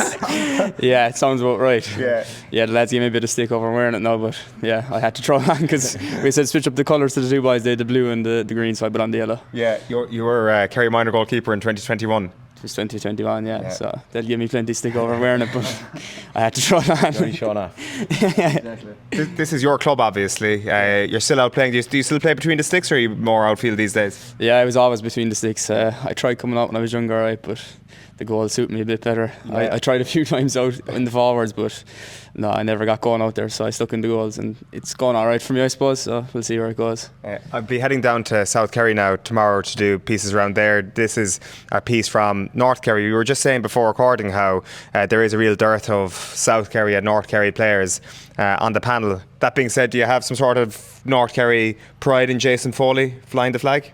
I won't comment on that. So he's Belly Dunhu. He used to, I think he still does. He was in Langford National School for a while, right, doing the special needs assistant. So I know him through that. He was there when I did my work experience there. Okay. A couple of years back, but yeah, and we were joined up by Dunhu underage, right? Because in most clubs around North Kerry, there isn't much of a underage kind of cohort. So clubs have had to amalgamate, and we were by Dunhu for a while. So you kind of see him around there trainings and other lads, and they're good fellas to look up to as well, like when you're about 14, 15, 16, trying to get onto your own teams, but no, we give them the best of our support in North Kerry, definitely, and from Langford. And Sean will as well. He just put Tarbert aside for now. Support. Yeah, there's a bit of a local rivalry there, but we put that aside. When it comes to, we're all wearing the same jerseys next Sunday, like so. Yeah, exactly. Yeah. So Tarbert Ballydunahoo is the Classico of Kerry GA. Well, in more recent years, it's kind of definitely North Kerry anyway. Yeah. It does feel sometimes that the North Kerry rivalries are more ferocious than any other part of the county. I think, to be fair, as I mentioned South Kerry earlier on, it feels that when they get into South Kerry Championship time, that can be the case as well. What are the local parochial rivalries like here when you're having the North Kerry Championship? Well, there's a lot, yeah. I suppose when we're so close and there's so many clubs around, there's just a lot of, I suppose you're playing with each other as well at different levels between Field Rangers and Shannon Rangers, and now this year we've North Kerry, so you know everyone, but you're playing against them. I think that brings the rivalry on a good bit, like, and you're so close. We're so close to Sinnans, like, so we'd have a bit of, not in recent years, but like you would before, and with Listowel as well, you're so close to them as well, and then again, like Bally, Tarbert, they're so close to each other. So I think it's because you know everyone, you go to school with a lot of the fellas, when you're playing against them, then like that's all kind of forgotten about for the hour or so, and then afterwards, then you could be, you'd be with them again, you could be out with them or all that crack. So I think that's what brings on a lot of the rivalries, that you know the fellas so well, and then you have to go against them then, like. I'll throw the most stereotypical North Kerry thing at you now. Are you all hurlers as well? No. None of you? No. Yeah, it's probably the strangest one for me because I am from Fanug and like Snaz so close, and it's like basically a dual club, but I never got into the hurling, and I don't know about the two boys if they ever had to go at it, but I didn't anyway. Come here to me, Umpuk Air. This has taken off a little bit for you in the last day or so. One of the lads in work sent it on to me to say you got to find these guys, and I've duly gone about doing that. Why did you get the inspiration to actually have a crack at this? We were going filming something anyway. We kind of didn't really know, and I was just there on TikTok, and then I seen two renditions. I seen Paddy O'Shea and I seen Dahi O'Shea do a rendition of it on TikTok, and I thought, you know what, with the week that's in it, we'll throw it up, and it's Asquale and everything, so we said we'd give it a lash anyway. Yeah, how have you found the lyrics? Not too bad. It's a song I'm singing with a long time. Like, I love Irish and I love speaking Irish, and like, hopefully it's good. Hopefully it sounds right. But I love Irish, and it's a song I'm singing with years, like since primary school really, I suppose. I learned it a long time ago, and I love singing it. Like, I'd sing it in the pub or whatever, if there's a few family occasions and everything, that's my song kind of. So that's why I really wanted to do it as well. It was Adam suggested it, but I was like, I really wanted to go with it, so yeah. Geez, you do an absolutely amazing rendition, lads. I presume you were there in 2022 because we weren't sure what the song was going to be at full time when Kerry won the All-Ireland that day, and it was Umpuk Air that came out. So the Rose of Shrilly has been sidelined at this point. It is officially this. So was that part of the inspiration as well? I suppose, yeah. So hopefully they do win at the weekend and we get to hear it again. But we knew, like, they do always play it. Like, it mightn't be the first time that's on, but they do always play it. So we said we wanted to do a Kerry song. We weren't too sure about Rose of Shrilly, so we said we go with Umpuk Air. It was between that and the boys of Barnashara. So we said toss the coin, and Sean won the coin toss. So we went with that. Very good. Both of them brilliant options. What's going to happen on Sunday, lads? Oh, it'll be a tough one. Yeah, I reckon it'll be very tough. Be very back and forth, end to end. I think both sides are going to have to go for it. But no, back to green and gold anyway. Yeah, or the blue on Sunday. Yeah. Didn't really narrow it down now with the two counties or poor choice of words. No, but the blue. Good stuff. Yeah. What do you reckon, lads? Yeah, we'll have to say Kerry. Yeah. 4 points. I'd say 2 anyway. It's gonna be very close, but I think we'll get it all right. Once Clifford's firing, which I'd say he will be anyway. Yeah. I mean, you'll have Sam back in Ballydonoghue then after that. You'll have to Yeah, we'll have to make the trip back. Yeah. Very good, lads. Check. I presume it is Trees a Crowd on all social media platforms. If people want to check you out, and fair play to you. It's a brilliant rendition of a brilliant song that's so associated with Kerry at this point, lads. Good luck on Sunday, and thanks a million for joining me. Perfect. Thank you very much. Thank you.